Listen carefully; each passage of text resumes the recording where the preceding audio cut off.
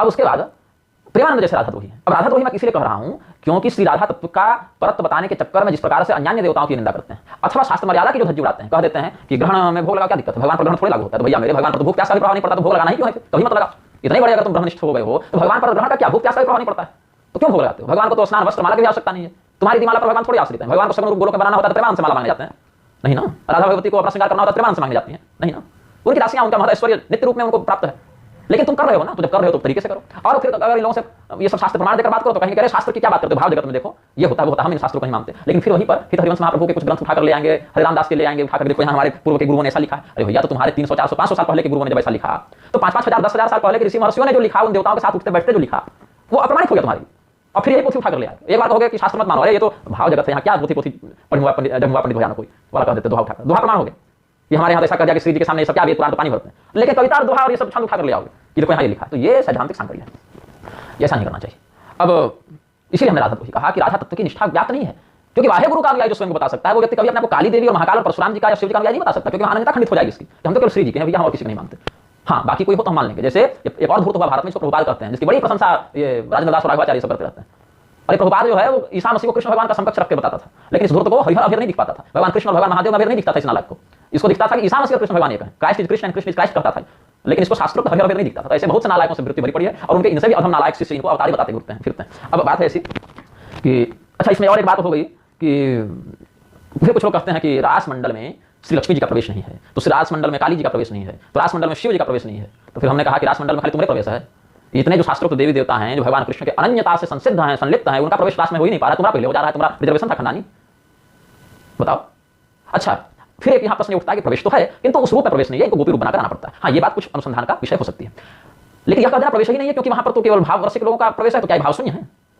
ये भाव शून्य है क्या? भगवती लक्ष्मी जो भगवान की सहधर्मिणी है, भगवती कालिका जो साक्षात वैष्णवी महामाया है, इनका रास में प्रवेश निषिद्ध हो गए। तो भगवान महादेव का गोपी रूप में रासमंडल में प्रवेश भी शास्त्रोक्त है, और भगवान महादेव का अपने वास्तविक रूप में जो पंचवक्त महादेव है, सद्योजात, तत्पुरुष, अघोर, ईशान और वामदेव, ये सब जो भगवान के पंचमुख हैं, उस रूप में भी प्रवेश शास्त्रमान्य है। इसका प्रमाण हम आपको देते हैं महाभागवत देवी पुराण से, जो अध्याय 52 है, 53 है, उसमें जहां रासमंडल का वर्णन है। यहां पर एक बात और बता दूं, भगवती कालिका ही स्वयं श्री कृष्ण रूप में अवतरित हुई है और भगवान महादेव ही स्वयं श्री राधा रूप में अवतरित हुए हैं। ये मैं आपको महाभागवत से प्रमाण बता रहा हूं, लेकिन ये धूर्त अगर थोड़ी सी भी दुर्बुद्धि रखेंगे तो इन ग्रंथों को प्रमाण नहीं मानेंगे, सीधे सीधे करेंगे हम नहीं मानते, तो निर्लज्जता का कोई इलाज नहीं है दंड के अतिरिक्त। तो यहाँ पर यह भी वर्णन है कि भगवती कालिका ही श्री कृष्ण रूप में आई है, भगवान महादेव ही श्री राधा रूप में आए हैं। और उसमें भी ये वर्णन है कि भगवती राधिका का सौंदर्य देखकर एक कोई गोप था, उसकी बुद्धि गड़बड़ हो गई थी, तो उसने भगवती राधिका से दुर्व्यवहार करने का प्रयास किया था। तो राधा रूप में भगवान शिव ही थे, तो उनके क्रोध से वह नपुंसक हो गया था तुरंत। ये यहाँ पर वर्णन है, ताम राधा मुपसंजय में कोपि गोपो महामुने क्लीबत्तम प्राप्य सहसा प्राप शंभो इच्छानुसारतः। ये महाभागवत के 51वें अध्याय के 35वें श्लोक से मैं बता रहा हूँ।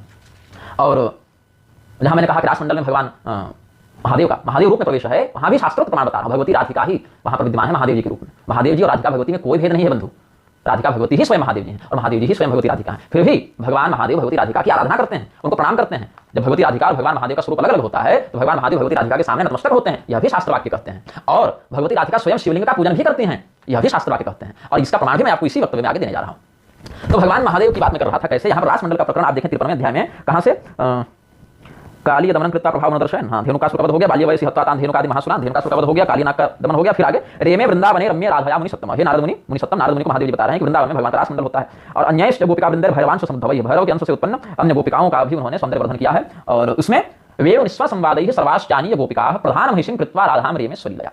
भगवान कृष्ण ने जो रासमंडल रचाया है वहां पर भगवती राधिका प्रधान नायिका है और अन्य गोपियां सहयोगी के रूप में वहां विद्यमान है। और यह भी बता दूं कि रास जो है वो केवल यही नहीं हुआ जो हेमंत ऋतु में भगवान कृष्ण ने ब्रह्मरात्र रूपावृत्ति वाला किया है। वृंदावन में शतरासों की परंपरा शास्त्र सिद्ध है, जिसमें 99 रास तो उस परमात्मा ने श्रीराम रूप में किए हैं, ऐसा भुसुंडी रामायण में प्रमाण है। 99 रास जो है वो भगवान परमात्मा ने श्रीराम रूप में किए हैं और 100वां रास हम श्री कृष्ण रूप में पूर्ण करेंगे, ऐसा वरदान दिया है वहां पर। और भगवान कृष्ण रूप में जो रास किया वो 100वां रास था, 100 वाली संख्या का। और इतना ही नहीं, बलराम जी ने भी वहां पर रास किया। अगर संहिता का बलभद्र खंड इत्यादि आप देखें तो बलराम जी के द्वारा विकालांतर में, तुरंत तो नहीं, जब पौंड्रक वाला इधर वर्णन होता है, काशी नरेश और उस नरेश के साथ भगवान द्वारकाधीश का युद्ध होता है, उस समय बलराम जी नंद गए रहते हैं, नंद ब्रजमते राम करुषाधिपति सदा, ये सब वाला जो है प्रकरण वहां से देखेंगे तो वहां पर बलराम जी के द्वारा रासमंडल का वर्णन भागवत में भी है और गर्ग संहिता इत्यादि ग्रंथों में भी प्राप्त हो जाता है। तो यहाँ पर कहते हैं जल क्रीड़ा हो गई और भगवान का विहार हुआ। उसके बाद आप श्लोक संख्या देखें 15 अध्याय 53 का, कदाचित राधिका शंभुश्चारु पंचमुखां पूजा कृष्णो भूत्वा स्वयं गौरी चक्रे विहरणं मुने एवं संभ्रममाणस्तु राधया गोकुले स्वयं कृष्ण आनंद पूर्णात्मा समावात्सी महामुने।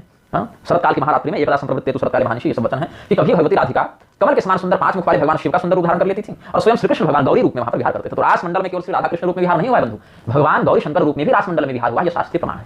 तो दुराग्रह छोड़कर अगर देवता की आराधना करेंगे ना, तब ये सब रहस्य ज्ञात होता है। अब लोग हमको कहते हैं कि तुम क्या भक्तों की लीला जानोगे, क्या भक्ति का महत्व जानोगे। अब ऐसा है ना, भगवती राधिका के प्रति हमारी जो भक्ति है, हमारा जो भाव है, या भगवान श्री रामचंद्र जी के प्रति जो भाव है, या भगवान महादेव जी के प्रति, या भगवान गणपति या सूर्यदेव के प्रति जो हमारा भाव है, तो हमारी भक्ति का उद्देश्य यह नहीं है कि हम तुमको यह बताएं कि हम भक्त हैं, या हमारी भक्ति का फल तुमसे हमें प्राप्त नहीं होने वाला, या हमारी भक्ति का उद्देश्य तुम्हारी प्रसन्नता नहीं है। तो हम क्यों तुम्हारे सामने कैमरा ऑन करके ये दिखाएं कि हम कितने बड़े भक्त हैं, या कितने छोटे भक्त हैं, या भक्त हैं भी कि नहीं।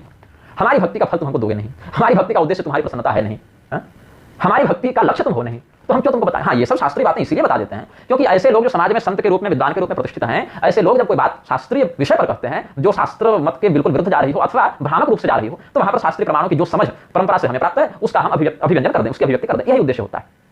कभी आप हमारे किसी वीडियो में यह नहीं सुने होंगे कि अमुक स्थान पर हम दीक्षा दे रहे हैं, तुम हमसे दीक्षा लेने वहां आ जाओ, या अमुक स्थान पर आप हमारा जो है सो एक भंडारा करवा दें, या हमारे कार्यक्रम आप आयोजित करवा दें, ऐसा नहीं। हाँ, ये जरूर है कि कभी कभी अपने चलचित्र आदि के नीचे कमेंट इत्यादि में अपने अकाउंट का विवरण दे दिया करते हैं, क्योंकि बहुत से लोग पूछते रहते थे कि कैसे क्या करें, क्योंकि कथाएं सुनते हैं तो उनको मन करता है कुछ दान दक्षिणा करें, या अमुक प्रकल्प में कुछ सहयोग कर दें, या ग्रंथ लेखन इत्यादि करते हैं, क्योंकि पीडीएफ के रूप में हमारे ग्रंथ फ्री उपलब्ध है, निःशुल्क है, तो लोगों को कुछ भाव बनता है कि भाई कुछ सहयोग कर दें, तो इसीलिए मैं डाल देता हूं। लेकिन मैंने वहां स्पष्ट लिखा है यदि आप देने की इच्छा रखते हो तो, नहीं देने की इच्छा रखते हो तो भी मुझे कोई आपत्ति नहीं है, लेकिन अगर देना चाहते हैं तो दे सकते हैं, और जो देते हैं उसका भी कोई मदिरा पान और विचार और जुआ और इसमें थोड़ी प्रयोग कर रहा हूं, जो भी आ रहा है वो धर्मार्थ ही जा रहा है। तो भगवान का जो स्वरूप शास्त्र में वर्णित है वो बहुत प्रकार से वर्णित है, एक ही बात को क्लियर करके हम नहीं कर सकते। भगवती लक्ष्मी जी का रासमंडल में प्रवेश नहीं है ऐसा कह दिया, लेकिन गोपिका गीत में श्वेत इंद्रा शश्वतत्र ही यह कहा गोपियों ने। अब शश्वतत्र ही में अत्र का अर्थ ब्रज भी लगा सकते हैं क्योंकि जन्मना ब्रज ये यहाँ पर अन्वय बैठ जाएगा, लेकिन ब्रज के अंतर्गत ही तो रासमंडल हुआ है। और श्री जी जब आप कहते हैं राधिका भगवती को, तो भगवती राधिका लक्ष्मी स्वरूपिणी यहाँ पर प्रकट है ना। रुक्मिणी देवी और राधा देवी में भी भेद नहीं है, रुक्मिणी द्वारवत्याम तो राधा वृंदावन बने, वही परमात्मा की चिद्रूपिणी महाशक्ति जब वृंदावनस्थ होती हैं तो राधा कहलाती हैं, और जब द्वारिका मंडल में होती हैं तो वही रुक्मिणी कहलाती हैं, और वही अयोध्या के सिंहासन पर श्री जानकी जी के रूप में विराजती हैं।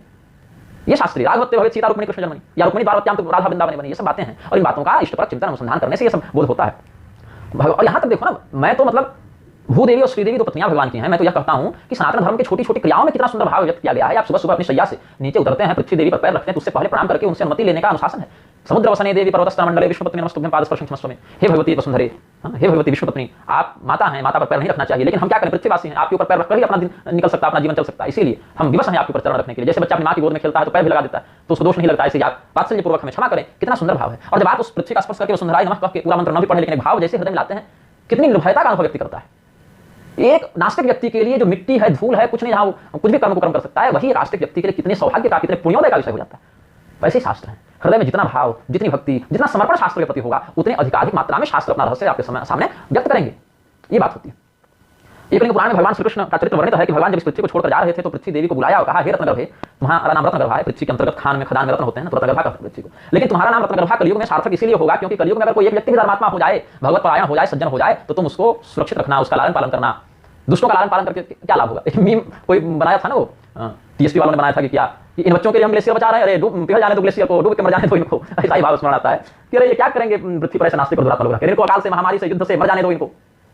पृथ्वी तो सज्जनों का पोषण करे ना, क्योंकि वो भी विप्रय सवेद सत्य सत्यवादी भी में पापियों का नाम थोड़ी है। गौ माता है, वैदिक मर्यादा है, पतिव्रता स्त्रियां हैं, त्यागी संतोषी उदार चित्त वाले सज्जनों के द्वारा इस पृथ्वी का जीवन बढ़ता है ना, वो इसको धारण करते हैं। इसलिए हे पृथ्वी, तुम रत्न स्वरूपी ऐसे सज्जनों को अपने अंदर सुरक्षित रखा करो, इससे तुम्हारा रत्न गर्भा नाम सार्थक होगा। जैसे पूर्वकाल में देवराजेंद्र को महिषासुर से पीड़ित देखकर भगवती चंडी ने उनकी रक्षा की थी, ऐसे तुम भी कलयुग रूपी महिषासुर से आक्रांत ऐसे इंद्रादि के समान पुण्यात्माओं का तुम अभिवर्धन करो, संरक्षण करो। कितना सुंदर भाव है। अब पृथ्वी देवी का आप चिंतन करेंगे तो लगेगा ना अपनी मां की गोद में। अब ये कितना सुंदर भाव है जो आचार्यों ने वर्णित किया है, तो थोड़ा भावना आ गई।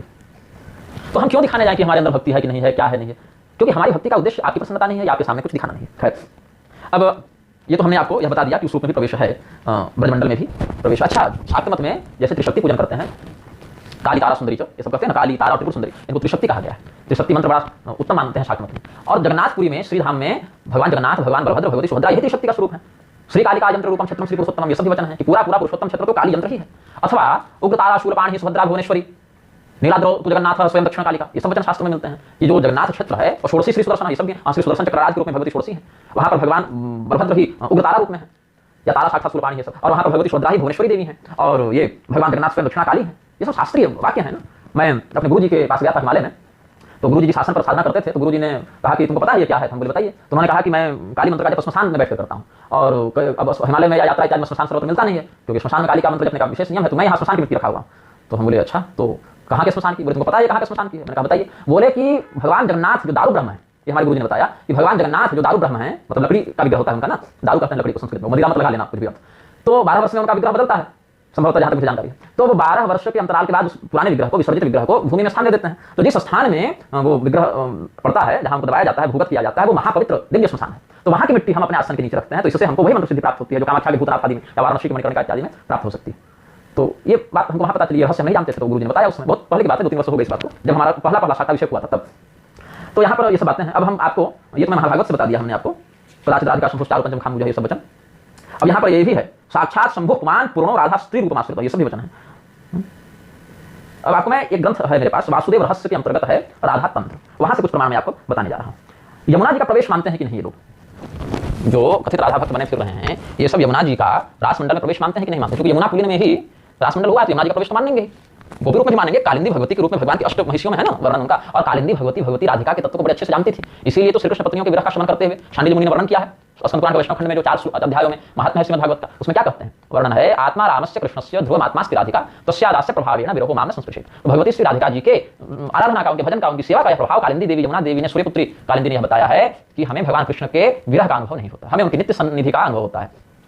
और भगवती राधिका ही जैसे चंद्रमा की 16 कलाएं सहस्त्र गुणित होकर आकाश में चांदनी के रूप में व्याप्त हो जाती हैं, वैसे श्री राधा रानी ही षोडश कलापूर्ण श्री कृष्णचंद्र की ज्योत्सना रूप में सहस्त्र गुणिता होकर 16,000 रानियों के रूप में व्याप्त हो जाती हैं, यह भी शास्त्र वाक्य है। और ये जो प्रदीप ने बकवास की ना, ये कहाँ पटरानियों में नाम है, पत्नियों में नाम है राधा जी का, अरे मूर्ख।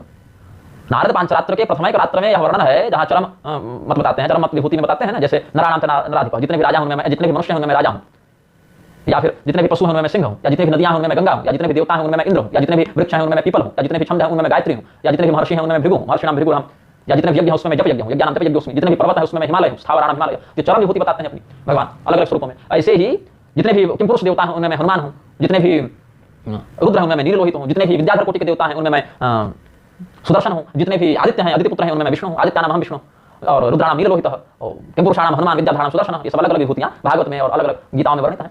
तो यहाँ पर नारद पांचरात्र के प्रथम रात्र में भगवान कृष्ण की प्रियाओं की चरम विभूति के रूप में श्री राधा रानी का संस्मरण किया गया है। राधा कृष्ण प्रिया सूचक, कि जितने कृष्ण प्रियाएं हैं उनमें राधा जी प्रधान प्रिया हैं, ये भाव है। अब कालिंदी यमुना जी जो हैं, जिनका रासमंडल में प्रवेश है, वो वस्तुतः कौन है? तो इसमें राधा तंत्र से मैं आपको बता रहा हूं ये वर्णन, भगवान वासुदेव रहस्य में, महादेव जी वासुदेव रहस्य में वर्णन करते हैं, क्या कहते हैं, यमुनाया जलम तत्र साक्षात काली स्वरूपिणी, काली देवी ही साक्षात यमुना जी के रूप में वहां विद्यमान है। और यह कहा कि कालिंदाक्षम महेशान यत्र कात्यायनी परा कालिंदी कालिका माता जगतां हित कामया, जगत की हित की कामना से, जगत के मंगल की कामना से कालिंदी रूप में स्वयं काली देवी ही वहां वास करती हैं, और कात्यायनी रूप में भी वहां पर विराजित हैं, ये बात है। अब भद्रकाली देवी के संदर्भ में एक उक्ति प्रेमानंद की हमने सुनी, जहां कलकत्ता के किसी राजा का वो वर्णन कर रहे थे कि कलकत्ता का राजा आया और वो जिसको प्रणाम कर लेता, वो भद्रकाली का उपासक था, तो जिसको प्रणाम कर लेता वो भस्म हो जाता या नष्ट हो जाता या मर जाता, जो भी बात थी। और एक संत को उसने प्रणाम किया तो किसी प्रकार का विघ्न नहीं हुआ, कोई बाधा नहीं हुई उनको, तो उसने कहा कि आपको क्यों नहीं हुआ? तब उन्होंने कहा मैं राधा मंत्र का उपासक हूं, इसलिए अन्य देव शक्तियां कुछ मेरा नहीं बिगाड़ सकती। तात्पर्य यह है कि राधा मंत्र की उपासना करने वाले कोई सब काली दुर्गा ये सब शक्तियां कुछ नहीं बिगाड़ सकती, ठीक है। लेकिन यहाँ पर यह ध्यातव्य है कि क्या ये उस देवता की दुर्बलता का परिचायक है या फिर ये उस संचालक की दुर्बलता का परिचायक है? प्रेमानंद के हाथ में हम पूरे परमाणु बम बनाने का ब्लूप्रिंट लाकर रख दें तो प्रेमानंद क्या कर लेंगे? उसके लिए उस विद्या में निष्णात व्यक्ति की आवश्यकता होगी ना। हमारे हाथ में तुमको कार लाकर रख दो, हमको कार चलाना नहीं आता, हम क्या कर लेंगे उसमें? हम क्या संचालन कर लेंगे? नहीं कर पाएंगे ना। वही कार्तिक नारायण के हाथ में डाल दो तो F1 रेसर है, वो तो कहीं से कहीं उड़ा दे, हिमालय चढ़ा दे भाई, वो उसका जानकार है, उसका अभ्यस्त है। अब भस्मासुर भी भगवान शिव की आराधना कर रहा है और उपमन्यु मार्कंडेय आदि महर्षि भी कर रहे हैं, और दोनों को भगवान शिव का वरदान प्राप्त। लेकिन क्या लाभ? भस्मासुर का जीवन देखिए, मार्कंडेय जी का, उपमन्यु जी का देखिए, उसमें शिव जी की क्या गलती है? ये तो भस्मासुर का मतलब दुर्भाग्य है ना, ये तो पापी प्रवृत्ति का यह लक्षण है। ऐसे ही मेघनाद के पास ब्रह्मास्त्र नहीं था, अश्वत्थामा के पास नहीं था, अर्जुन के पास नहीं था ना, मुचकुंद के पास नहीं था ना। तो मुचकुंद और अश्वत्थामा के ब्रह्मास्त्र में अंतर हो गया। अश्वत्थामा भ्रूण हत्या करने के ब्रह्मास्त्र चला दिया, मुचकुंद जो है सो देवताओं की रक्षा के लिए राक्षसों से युद्ध करने के समय चला रहे थे। हालांकि अश्वत्थामा भी शिव जी के अवतार हैं और उनके माध्यम से जो पाप होगा उसका भी फल उन्होंने भोगा, और शिव पुराण में अश्वत्थामा का महत्व भी बताया गया। मैं अब उस बात को वहां मत ले जाना। कहने का अर्थ है कि मेघनाद ने ब्रह्मास्त्र चलाया और अर्जुन जो ब्रह्मास्त्र चलाएंगे तो हथियार की क्या गलती है, या उस अस्त्र के अधिष्ठाता ब्रह्मदेव का क्या दोष है? ये तो संचालक पर है ना। ऐसे ही भद्रकाली मंत्र की साधना उस राजा ने की तो उससे क्या हुआ? क्या भद्रकाली भगवती ने ये कहा था कि तुम प्रणाम करके सबको मारना और उससे बहुत प्रसन्न होंगे? ऐसा नहीं कहा ना कि कोई संत को भी जाकर मार देना। जब उसने उस संत को मारने का कुचक्र अपने दिमाग में लाया, इसका अर्थ है कि वो दुर्बुद्धि पापी कलयुग के मोह से ग्रस्त हो गया। भगवती कालिका के मंत्र का बल उसके पास पूर्व सिद्धि से हो सकता है, मंत्रजन्य फल उसको मिल चुका है, लेकिन वो उस दुष्परिणाम का भागी स्वयं होगा। और जैसा राधा मंत्र का महत्व बताया गया वैसा ही राम मंत्र का भी बताया गया कि राम मंत्र के उपासक को तो ये सब ग्रह गोचर कुछ बाधा ही नहीं देते और ये सब कुछ नहीं करते। और यही प्रभाव शिव मंत्र का बताया गया है, यही मंत्र, यही प्रभाव अष्टाक्षर का, नवारण का और परशुराम जी की आराधना का। और मतलब कोई भी आप मंत्र ले लें, मान्य मंत्र, साईं बाबा मत उठा लेना फालतू फर्जीवाड़ा का, कोई भी मान्य देवता का, आप गणपति मंत्र ले लें, सूर्य मंत्र ले लें, भैरव मंत्र ले लें, काली मंत्र, दुर्गा मंत्र, त्रिपुर सुंदरी मंत्र, कोई भी आप ले लें, उसका यह महत्व बताया गया। और पूरा मंत्र छोड़ो, नाम मात्र का, केवल कृष्ण कृष्ण मात्र, केवल राधा राधा मात्र, केवल दुर्गा दुर्गा, शिव शिव, गणपति गणपति, सूर्य सूर्य, राम राम, कोई भी अपने हृदय से जिस इष्ट के प्रति सहज प्रेम बन जाए, उसका सहज नाम उच्चरित होने लगे। हरे नमः इत्युक्तम उच्यते सर्वपातकात्, छींकते हुए राम राम, जमाए लेते राम राम, फिसल कर गिरते राम राम, राम राम कहीं जमुहाई तेरे पाप मुझे समाई। तो महात्मा में कोई दिक्कत नहीं है, कोई अभाव नहीं है भाई, मैं वहां कहां कह रहा हूं, लेकिन उस महात्म का दुरुपयोग करते हुए कोई साधक अगर मंत्र शक्ति का प्रयोग संसार के संहार के लिए करने लगे तो देवता की इसमें कोई गड़बड़ी नहीं है। वह मंत्र इसीलिए काम नहीं किया क्योंकि काली जी छोटी थी और राधा जी बड़ी थी, अभी तो इसीलिए नहीं किया क्योंकि वो संत जो बैठकर राधा राधा कर रहे थे वो तत्वनिष्ठ संत थे, संसार के कल्याण के लिए उनकी प्रवृत्ति होती थी, उनकी कोई संसार को पीड़ा देने की भावना नहीं थी। इसलिए उस शक्ति का जो कृपा पात्र वो बने, वह कृपा पात्र ये दुर्बुद्धि राजा नहीं बन पाया। इतनी बात है, ये वास्तविक बात है, ये सच्ची बात है। वहां पर ये देवता बड़े थे इसीलिए नहीं हुआ, ये देवता छोटे थे इसलिए, ऐसी बात नहीं समझनी चाहिए। अब आगे फिर हम कहते हैं आपको वृषभानु का आप नाम जानते होंगे। वृषभानु को भगवती राधा जी के पिता के रूप में प्रसिद्ध है, संसार में उनको भगवती राधिका का लीला रूप में पिता होने का सौभाग्य मिला है। तो भगवान महादेव जी देवी पार्वती को राधा तंत्र के 7वें पटल में रहस्य बताते हुए कहते हैं, पद्मिनी पद्मगंधासा वृषभानु गृह प्रिय आविरासित तदा देवी कृष्ण से प्रथम प्रिया। भगवान कृष्ण की आदि प्रेममयी प्रथम प्रिया है भगवती राधिका। भांडीर वन में ब्रह्मदेव ने इनका मंगल विवाह गुप्त रूप से संपादित भी कराया था, लेकिन कृष्ण प्रेम बद्धासा कैसी गुप्त प्रेम बद्धा। शिवपुराण ने बताया ना भगवान कृष्ण से इनका प्रेम गुप्त रहेगा, क्योंकि बाकी कथा कहेंगे तो दिक्कत हो जाएगी, इसलिए संक्षेप बता देता हूं। गोलोक में विवाद में इनको शाप मिला था, गोप बंधुओं से विवाद हुआ था, तो भगवान कृष्ण से 7 वर्षीय विरह का इनको एक शाप मिला था लोक दृष्टि से। ऐसे तो कभी विरह हो नहीं सकते, श्री सीताराम जी, श्री राधा कृष्ण जी, श्री गौरी शंकर जी का तत्वतः वियोग हो नहीं सकता, सूर्य प्रभाव अभिन्न है ये। लेकिन लोक दृष्टि में दिखाने के लिए जैसे रावण हरण करके ले गया तो भगवान को 7-6 महीना का वियोग हुआ, इधर सीता त्याग के समय वियोग हुआ, ऐसे इधर सती जी के उत्सर्ग में शिव जी को पत्नी वियोग हुआ, और इधर राधा कृष्ण प्रकरण में भी दोनों को वियोग हुआ। ये लोक लीला की बात है, तत्व में वैसा कुछ नहीं है। तत्व में होता तो कैसे, इधर श्री रामचंद्र जी ने सती देवी को दिखा दिया कि सती विधात्री इंदिरा देखे अमित अनूप जय जय बेस आदि सुर ते तस अनुरूप, ये सब बातें हैं। तीनों का स्वरूप दिखा दिया और अपने ब्रह्म स्वरूप का भी दर्शन करा दिया। तो कहां से करा दिया, जब सीता जी लंका में थी। इससे तात्पर्य है कि मानवीय दृष्टि की लीला एक अलग होती है और ब्राह्मी लीला एक अलग होती है। उसमें भी है ना एक वास्तविक लीला और एक व्यावहारिक लीला, दो बताए ना शांडिल्य मुनि, स्कंद पुराण वैष्णव खंड में देख लीजिएगा, वास्तविक लीला और व्यावहारिक लीला। एक जो चिन्मय गोलोक साकेत वैकुंठ महाकैलाश मणिद्वीप स्वानंद में चल रही है, और एक यहाँ पर जो वृंदावन मथुरा अयोध्या द्वारिका ये सब जो क्षेत्रगत तीर्थों में चल रही है। तो एक वास्तविक व्यावहारिक की 2 लीलाएं होती हैं। इसका वर्णन हम अपने श्रीमद् भागवत व्याख्यानों में पहले कर चुके हैं। तो वृषभानु जी का हम यहाँ वर्णन कर रहे थे कि इसलिए मूर्ख कह रहा था प्रदीप की कहाँ पत्नियों का नाम है, पढ़ेगा तब तो जानेगा। ये तो टोटका बताने से फुर्सत नहीं है भस्मासुर को, ये भी भस्मासुर है कलयुग का, ये वृंदावन वाला धेनु का बता रहा है, ये स्वयं भस्मासुर है। अब क्या हुआ, भगवती प्रकट हुई वहां पर। कात्यायनी देवी की ये महाकाली कात्यायनी की आराधना करते थे। तो क्षणात् परमेशानी गाढ़ भ्रांत विनाशकृत अत्यंत प्रबल अंधकार का विनाश करने वाली भगवती महामाया कात्यायनी प्रकट हुई। महाविद्या महाकाली सततम प्रजगत सुधी आविरासीन महामाया तदा कात्यायनी परा। वृषभानु जी के सामने प्रकट होती हैं। राधा तंत्र से बता रहा हूं 7वें पटल से 9वें श्लोक के आगे देखिए। तो कात्यायनी जी वृषभानु को कहती हैं कि श्रृणुपुत्र महाबाहो वृषभानु महीधर सिद्धोसी पुरुष श्रेष्ठ वरम वर्ग सांप्रतम। हे महापुरुष, हे महाबाहो, हे राजन, चूंकि वृषभानु जी भी अपने एक गोप मंडल के राजा थे तो महीधर कहा उनको, आप पुरुषों में श्रेष्ठ हैं, आप महापुरुष हैं, हमारे मंत्र का जप करके आपको सिद्धि प्राप्त हो गई है, अब शीघ्र ही कोई इच्छानुसार वरदान मांगो। तो वृषभानु जी ने कहा कि सिद्धोहम सततम देवी तत्प्रसादात् सुरेश्वरी तत्प्रसादान महामाया यथा मुक्तो भवाम्यहम्। आपके द्वारा जैसा हमें बताया गया है, मतलब वरदान देने के लिए जो कहा तुम सिद्ध हो गए हो, तो आपने कह दिया तो हमारा काम बन गया, आपके कथन से हम मुक्त हो चुके, यथा मुक्त भवाम्यहम्, आपने कह दिया तो मुक्त हो गए। लेकिन फिर भी आपके अनुग्रह से चूंकि कुछ असाध्य नहीं है, तो प्रसादान महामाया असाध्यम नास्ति भूतले आत्मा सदृशाकाराम कन्या में काम प्रयच्छ में, आप अपने ही सदृश एक कन्या हमें प्रदान करें। अब इसमें बात यह है कि शिव और शक्ति दोनों में अभेद है, इसलिए भगवती राधिका को शक्ति स्वरूपिणी ही बताया गया है और भगवती राधिका को शिव स्वरूपिणी ही बताया गया है। तो शिव स्वरूपिणी किस प्रमाण से सिद्ध होती हैं, महाभारत से ही बता रहा हूं आपको। 51वें अध्याय के 34वें श्लोक को देखें कि संभुस्त जन्म संप्राप्य वृषभानु गृहे ततः स्त्री रूपम लीलया स्थाय राधत्याख्या उपागमत। भगवान महादेव ही वृषभानु के घर में अपनी लीला से स्त्री रूप में जन्म लेकर राधा नाम से विख्यात हुए। ऐसे तो परमात्मा न स्त्री है, न पुरुष है, न नपुंसक है, न स्त्री, न षंडो, न पमान, न जंतु, और न उनका कोई नाम रूप गुण निश्चित है, ना गुण कर्म संचास निषेध शेष हो जाएगा, शेष सबका निषेध करके जो बच जाए वह शेष भगवान परमात्मा होते हैं। तो ये सब वचन भी तत्व दृष्टि से शास्त्र में निरूपित किए हैं। गजेंद्र मोक्ष से बता रहा हूं, भागवत महापुराण वाले गजेंद्र मोक्ष से। ऐसे एक दुष्स्वप्न नाशक गजेंद्र मोक्ष वामन पुराण में भी है। तो यहाँ पर शिव जीव का स्वरूप राधा रानी को बताया और शक्ति का स्वरूप राधा रानी को, शिव सत्यात्मक संयुक्त स्वरूप राधा रानी राधा तंत्र से सिद्ध होती है। क्योंकि यहाँ कात्यायनी देवी को वृषभानु ने क्या कहा, आत्मा सदृशाकाराम कन्या में काम प्रयच्छ में, कि आप अपने ही समान एक कन्या हमको दें। अब यहाँ गड़बड़ हो जाती है ऐसे, क्योंकि जब कोई व्यक्ति ऐसा वरदान मांगता है भगवान से या भगवती से अपने समान दीजिए, तो अद्वितीय तत्व अपने समान कहां से दे, तो इनको आना पड़ता है अवतार लेकर। जैसे ऋषभदेव के रूप में भगवान राजा नाभि के पुत्र के रूप में आए, इधर कश्यप अदिति और सुतपा और कृष्णी और इधर वसुदेव देव की ये सब प्रकरण, मनु शत्रुपा का प्रकरण, ये सब ध्यातव्य है श्री राम अवतार से कृष्ण अवतार में। तब भगवती कात्यायनी ने अमृत के समान आप्लावित करने वाले मधुर वचन से कहा कि भक्त्या त्वदीय पत्न्यास्तु तुष्टाहम त्वयि सुंदर एतद् वचनं वत्स तव पत्न्या सुयुज्यते। कि तुम्हारी पत्नी की भक्ति से और तुम्हारी भक्ति से हम बड़े प्रसन्न हैं। ये वृषभानु और भगवती कीर्तिदा, जिनको कलावती या कीर्ति भी कहते हैं, ये सूर्यदेव और भगवती काली की नित्य आराधना करते थे। तो भगवती ने कहा कि तुम्हारे और तुम्हारी पत्नी के व्यवहार से आराधना से बड़े संतुष्ट हैं, तो ये हमारी ओर से मेरा ही अंश तुम ग्रहण करो। ऐसा करके एक डिंब प्रदान किया। डिंब आप एक अंडाकार एक तेज समझ लीजिए, एक पिंड समझ लीजिए, हाँ, वो प्रदान किया। तो महादेव जी बताते हैं आगे कि वृषभानु महात्मा स तत्क्षणात् गृहमाजयौ भार्या तस्य विशालाक्षी विशालकटी मोहिनी रत्न प्रदीपमाभास्य रत्नपर्यन्तमाश्रिता तस्या हस्ते तदा भानुः प्रपदौ डिंब मोहनम। अब महात्मा थे वृषभानु जी, महापुरुष थे, तो तुरंत वो डिंब लेकर, वो तेजोमय पिंड लेकर अपने घर आ गए। तो रत्नों से जड़ित उनका महल, सोने का पलंग, वहां भगवती कीर्तिदा विद्यमान थी, कीर्ति रानी विद्यमान थी। तो उनके हाथों में वो रत्न से जड़े मणियों से और दीपकों से महल जगमगा रहा था। तो वहीं पर वो बैठी थी, तो पलंग पर ही उन्होंने जाकर वो प्रदान किया कि देखो ये भगवती ने हमें दिया है। तो बड़े प्रेम और श्रद्धा के साथ उस तेजोमय डिंब को अपने हाथों में लेकर वो देखने लगी। ऐसे ब्रह्मवैवर्त पुराण में पद्म से उद्भूत होने का भी एक वर्णन राधा जी का मिलता है, लेकिन प्राकट्य लीलाओं में कुछ कुछ शास्त्रानुसार भेद होते हैं और सभी भेद परंपरा भेद से मान्य होते हैं। तो यहाँ पर वो निरीक्षण करने लगी और प्रेम से देखते देखते ही वो सुंदर सुगंधित जो डिंब था वो फट गया बीच से। जैसे आप डब्बा खोले तो अंदर से कुछ निकलेगा, तो वैसे खुल गया, फट गया, 2 भागों में हो गया। और वहीं से एक कन्या हुई, और कन्या का क्या नाम था, पद्मिनी, क्योंकि उसके शरीर से पद्म के समान सुगंध निकलती थी। और पद्मिनी महाब्रह्मवैवर्त में पद्म से भगवती का प्राकट्य बताया है। केवल वायु का प्रसव किया है कीर्ति ने, और भगवती राधिका अयोनिजा रूप में कमल दल पर प्रकट हुई है, ऐसा भी ब्रह्मवैवर्त में वर्णन मिलता है। पद्मिनी शब्द से उसकी भी संगति लग जाती है। तो सभी प्रकार के सौभाग्य को वर्धित करने वाली और संपूर्ण संसार को अपनी ओर आकर्षित करने वाले भगवान कृष्ण के चित्त को भी अपनी ओर आकर्षित कर दें, ऐसी पद्मिनी कृष्ण मोहिनी। उन्होंने ऐसी कन्या को देखा, तो ऐसी रक्त विद्युत लताकारा, उनका शरीर बिल्कुल लालिमामय गौर वर्ण का था। छोटा बच्चा जन्म लेता है, गोरा होता है तो थोड़ी लालिमा भी होती है ना, या कोमल अंग में अति सुंदर स्त्रियों के गौर वर्ण में थोड़ी लालिमा होती है, तो ऐसी लालिमा और बिजली के समान चमक वाला बिल्कुल प्रकाशमान स्वरूप भगवती का उन्होंने देखा। तो हाथ जोड़कर कहा कि आप इस स्वरूप को छिपा लें। संहृत्य सहसा देवी सामान्य रूप से कि भगवती आप इस स्वरूप को छिपाकर सामान्य हो जाए। अब इतना लाइट मारेंगे, इतनी प्रकाशवती आप दिखेंगे तो लोग थोड़ा सा व्यवहार में समस्या करेंगे, तो सामान्य बच्ची के समान आप हो जाए।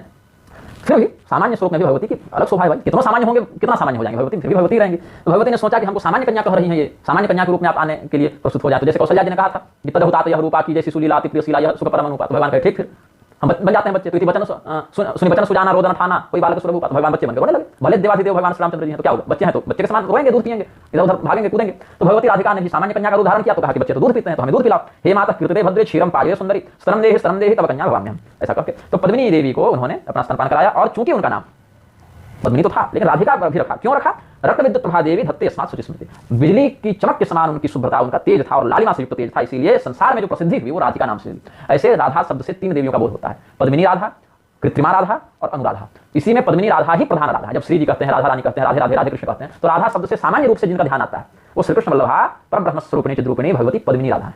अनुराधा इनकी छोटी बहन है। और कृत्रिमा राधा कौन है, इस पर हम आगे चर्चा करेंगे। तो रक्त विद्युत प्रभा देवी धत्ते स्मार्ट सुचिस्मृति तस्मात् राधिका नाम सर्वलोके शुभीयते, ये सब बातें हुई।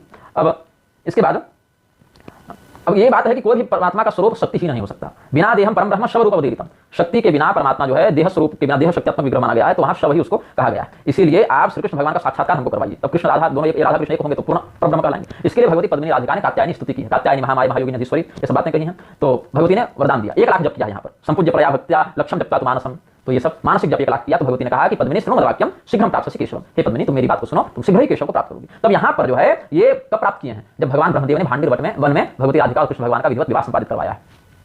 तो विश्वभानु सुता राधा सखी गण कृता सदा सखियों के साथ ये चंद्रमा के समान दिनों दिन कलात्मक रूप में अभिवृद्धि को प्राप्त होने लगी। अब ये पद्मिनी देवी है वो साक्षात परमेश्वरी है, इनको छोटा नहीं समझना चाहिए। ऐसा यहाँ स्पष्ट कहा कि या राधा परमेशानी पद्मिनी परमेश्वरी। तब इसमें समस्या क्या होगी कि भगवती राधिका भगवान कृष्ण से मिलने के लिए या अन्य कारणों से जंगल में बार-बार जाने लगी। अब ज्यादा बड़ी तो थी नहीं, 5 वर्ष की थी। ऐसे भगवती राधिका ने ये जो आराधना की है ना तो कात्यायनी देवी की भगवान कृष्ण को प्राप्त करने के लिए दूसरे वर्ष में की, मतलब 2 साल की हुई, चलने बोलने लगी और सीधे तपस्या में लगी। दूसरे वर्ष से ही भगवती की आराधना, कात्यायनी की आराधना और शिवलिंग की पूजा करने लगी। संप्राप्तम परमेशानी द्वितीय वत्सरे तदा कुर्यात् यत्नेन देवेषु शिवलिंग प्रपूजाम, ये राधा तंत्र के 8वें पटल के पहले श्लोक से बता रहा हूं। अस्तु, तो भगवती राधिका ने सोचा कि ऐसे हम बार-बार घर से जंगल चले जाएंगे तो हमारा तो कुछ नहीं बिगड़ेगा, हम तो परमात्मा है, परम शक्ति है, परम है। लेकिन लोक व्यवहार में माता पिता को संकट होगा, चिंता होगी, असुविधा होगी। तो संसार के कार्यों को संपादित करने के लिए उन्होंने अपनी माया से अपने ही समान दिखने वाली एक प्रतिकृति को, छाया को जन्म दिया, उसको बनाया और घर में छोड़ देती थी। तो ये भी अयोनिजा ही थी, इनका भी जन्म गर्भ से हुआ नहीं था। लेकिन भगवती राधा का जो वास्तविक रूप है ये वो नहीं थी, छाया राधा थी लोक का कार्य करने के लिए। और यही छाया राधा के पति थे रायाण गोप, जो ब्रह्मवैवर्त पुराण में वर्णित है, जिनका नाम लेके आर्य समाजी लोग कहते हैं राधा तो कृष्ण की मामी थी। वो दूसरी राधा वो रायाण गोप की पत्नी है। उनके पति का नाम अतिमन्यु भी बताया गया क्योंकि बहुत क्रोधी थे, जिनका वर्णन अभी आगे करने जा रहे हैं। तो इन्हीं का विवाह विश्वभानु जी ने किया। हो सकता है कहीं उनका नाम अनयघोष भी हो, इससे हमको आपत्ति नहीं है, लेकिन राधा जी का जो वास्तविक रूप है श्री कृष्ण वल्लभा भगवती राधा का निषेध करके मूल राधा को अनयघोष की पत्नी बताना जूता खाने लायक उत्तम है।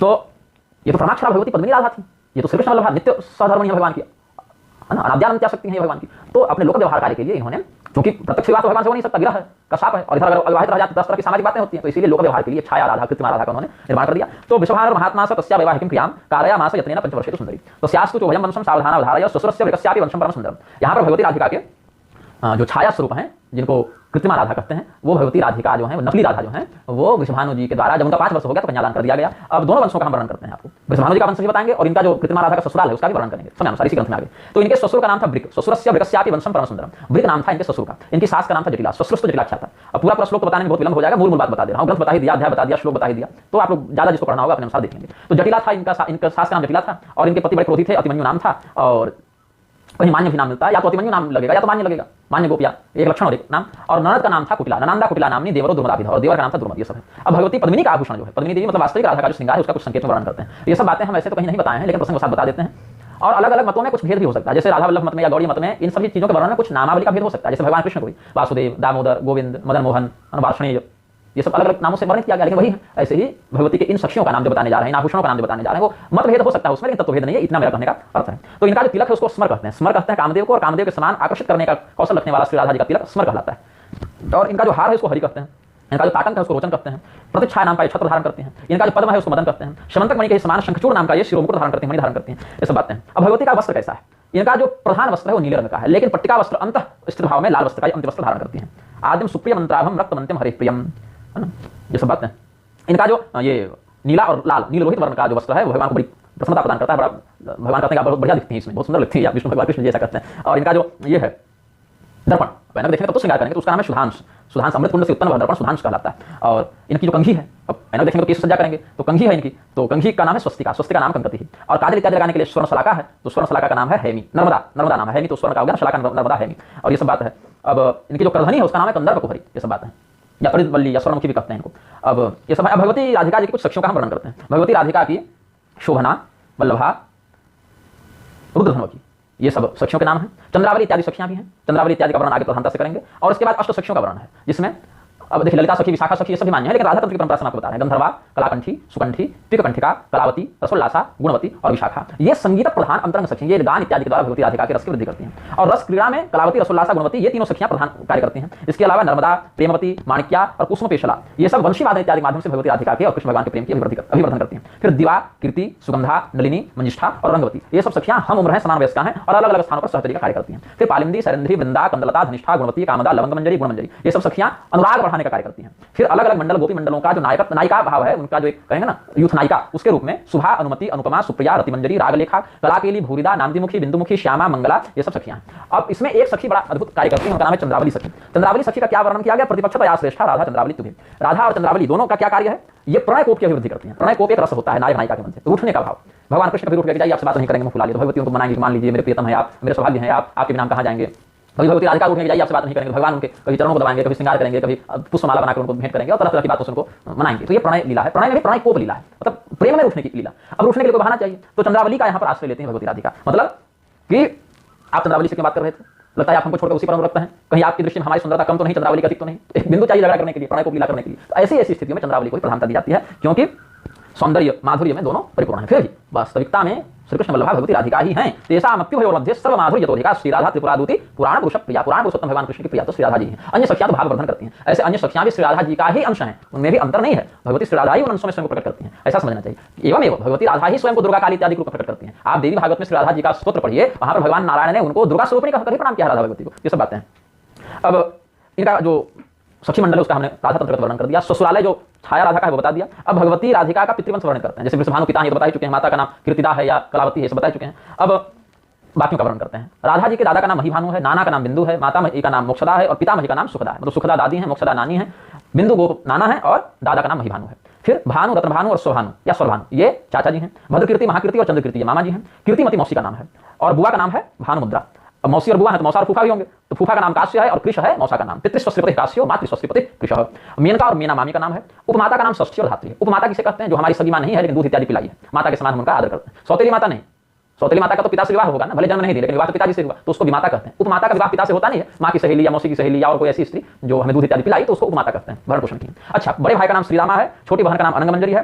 फिर ललिता विशाखा, ये दूसरी सखी मंडल बता रहा हूं जिनका हमने पहले संकेत किया। ललिता, विशाखा, चित्रा, चंपकलता, रंगदेवी, सुदेवी, तुंगविद्या, कुरंगाक्षी, मंडली, मानकुंडला, ये सब प्रिय सखियां हैं। इनके तो एक और भी सखियों का वर्णन है। मालती, चंद्रलतिका, माधवी, मदना, अलसा, मंजुघोषा, शशिकला, मधुमेक्षणा, कमला, कामलतिका, कांतचूड़ा, वरांगना, मधुरी, चंद्रिका, प्रेममंजरी, तन्मध्यमा, कंदर्प सुंदरी, मंजुकेशी और भी कलिका, केली सुंदरी, कादंबरी, शशिमुखी, चंद्ररेखा, प्रियंवदा, मधुमत्ता, मधुमती, वासंती, कलभाषिणी, रत्नवेणी, मालवती, कर्पूर लतिका, ये सब राधा के अंश से ही उत्पन्न सखियां हैं। कस्तूरी, मनोज्ञा, मणिमंजरी, सिंदूरा, चंद्रवती, कौमुदी, मुदिता, ये सब नित्य सखियां सदैव साथ में रहती हैं। फिर वन विहार में कुछ अलग अलग सखियों का मंडल वर्णित है। चंद्रावली, पद्मा, श्यामा, सैका, मद्रिका, तारा, चित्रा, गंधर्वी, पालिका, चंद्रमालिका, मंगला, विमला, नीला, भवनाक्षी, मनोरमा और फिर कल्पलता, ये सब है। कल्पलता, मंजुभाषिणी, मंजू मेखला, कुमुदा, कैरवी, पारी, शारदाक्षी, विशारदा, शंकरी, कुसुमा, कृष्णा, सारंगी, प्रविनाशिनी, तारावली, गुणवती, सुमुखी, केलिमंजरी, हारावली, चकोराक्षी, भारती, कामिनी, ये सब। तो ये सब प्रधान प्रधान सखियां वर्णित हैं। इसमें भी 5 सखियां बहुत ठोस प्रधान बताई गई हैं। राधा सखी, चंद्रावली सखी, भद्रा सखी, श्यामला सखी और पालिका सखी, ये सब और भी अंतरंग प्रधान सखियां।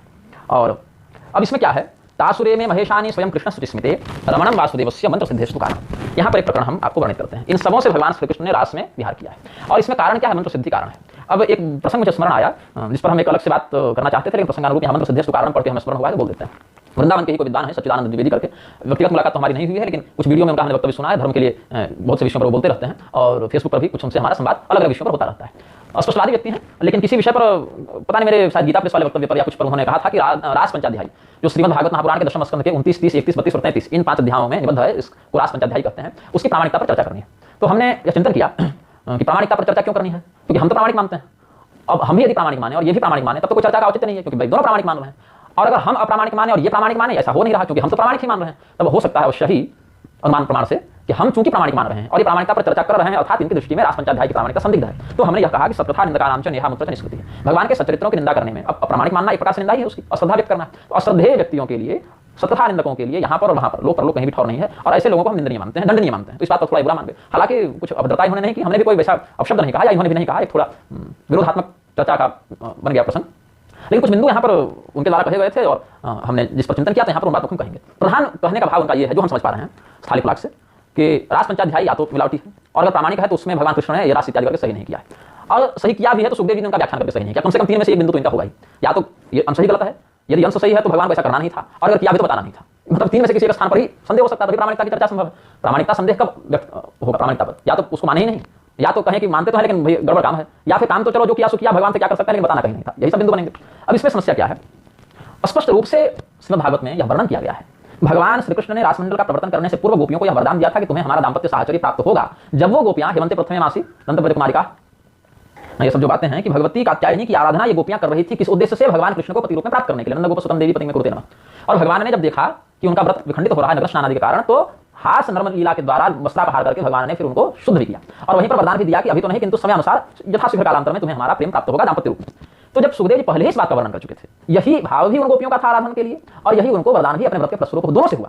भगवती कात्यायनी की आराधना क्यों कर रही थी गोपियां? ताकि भगवान कृष्ण को पति रूप में प्राप्त करें। तो कात्यायनी देवी से भी उनको यही वरदान मिला जो राधा तंत्र में ही वर्णित है। अभी यहाँ तो वो प्रसंग नहीं आया है, आगे मिलेगा पढ़ते पढ़ते तो बताऊंगा, लेकिन इसी ग्रंथ में पढ़ा हुआ है मेरा। और भगवान कृष्ण से जिनको प्राप्त करने के लिए आराधना की जा रही थी उनसे भी ऐसा ही वरदान मिला। तो दो वरदान मिल गए, एक भी मिल जाए तो पर्याप्त, यहाँ दोनों मिल गए। जिनकी आराधना की जा रही है वही प्रसन्न चल रही है, जिनके लिए की जा रही है वो भी प्रसन्न चल रहे हैं। तो इसीलिए गोपियों का भगवान से दाम्पत्य साहचर्य दोषकारक नहीं है।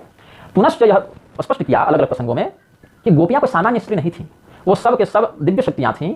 अच्छा, शब्द ब्रह्म की भी स्वरूप भूता है, ये भी शास्त्र वर्णित करते हैं, ये भी स्पष्ट बात है। यथाश्रुत के सर्वा बजे गोप कुमारिका, ये सब स्तुति मंत्र ही हैं। महादेव जी माहेश्वर तंत्र में ये सब वर्णन भी किया है कि वेद के मंत्र ही गोपियों के रूप में साक्षात हुए हैं। और यह भी नखल गोपिकानंदनो भवा नखल देहिना मंत्रात्मदृक् विघ्न सार्थितो विश्वगुप्तये सख उदयवान सात्वतांकुलित, ये सब वचनों से वचन। और यह भी कि आप वैकुंठ छोड़कर यहाँ आ गए तो लक्ष्मी जी भी यहीं आ गई, जयते तेधिकम जन्मना स्वयं इंद्रा सस्वदत्र, ये सब कहकर यह संकेत किया है कि भगवान ब्रह्मदेव की आराधना से प्रसन्न होकर उनकी प्रार्थना पर संसार की रक्षा करने के लिए आप यहाँ पर आए। आप कोई जनसामान्य गोप बालक थोड़ी हैं। इनसे समझ में आता है कि भगवान कृष्ण का ब्राह्मी तत्व इन गोपियों को सिद्ध था, ज्ञात था। और जिसको ब्राह्मी तत्व ज्ञात हो जाए, क्षीयन्ते चास्य कर्माणि तस्मिन् दृष्टे परावरे, उस ब्रह्मबोध की संलब्धता होने पर व्यक्ति कर्म प्रारब्ध क्षीण हो जाते हैं। फिर इन महासौभाग्यवती गोपियों में काम क्रोध आदि लोकगत विकार कैसे उत्पन्न हो सकते हैं, यह चिंतनीय है। पुनश्च इस बात को दृढ़ करने के लिए सुखदेव जी ने यह कहा, साक्षात मन्मथ मन्मथ पीताम्बर धर सर्वी साक्षात मन्मथ मन्मथ, भगवान वनमाला इत्यादि अलंकृत पीताम्बर से सुशोभित कामदेव के चित्त को प्रमथित करने में समर्थ रूप में प्रकट हुए हैं, प्रस्तुत हुए हैं। मतलब संसार जैसे कामदेव से आक्रांत होता है वैसी बात वहां नहीं, अभी तो संसार को मथित करने वाले कामदेव को भी तो प्रमथित कर दे, ऐसा कामदेव मोहक मन्मथ मन्मथ मंथन कारक टंग ट्विस्टर हो गया ना, भगवान का स्वरूप है ये। और भी स्पष्ट किया, बालो यथा स्वप्रतिबिंब विभ्रमः, जिस प्रकार से भगवान लीला किए हैं। तो कैसा भाव जगह, कोई बच्चा दर्पण में अपने ही प्रतिबिंब को देखकर खेले तो दो दिखने के बाद भी वो वहां वस्तु एक ही तत्व होता है, ऐसे भगवान अपने ही उन प्रतिबिंबों से खेल रहे थे, ये बात है।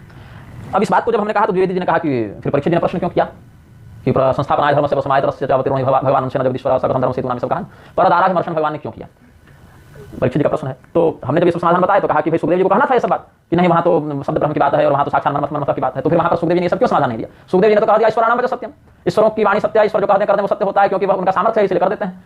समर्थ को नहीं तो गोसाई करके निकल गए गोस्वामी जी, ये सुखदेव जी गोस्वामी जी के शब्दों में निकल गए, बात को आगे कर गए।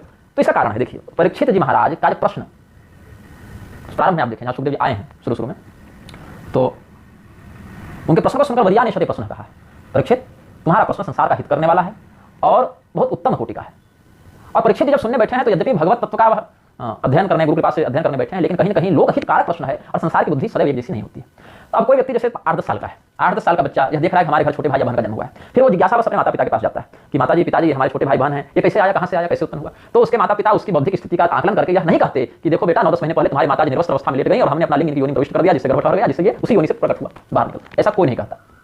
उसको ऐसा ही समझाते हैं कि तुम्हारे माताजी बाजार से लेकर आ गई या अस्पताल गए थे वहां से तुम्हारे भाई लेकर आ गए, या विदेशों में बता देते हैं कि वो स्ट्रोक आता है, वो बगला उड़ते हुए और सारा सर वो पोटली बच्चा छोड़ जाता है। ये सब बच्चों को समझाने की बात है।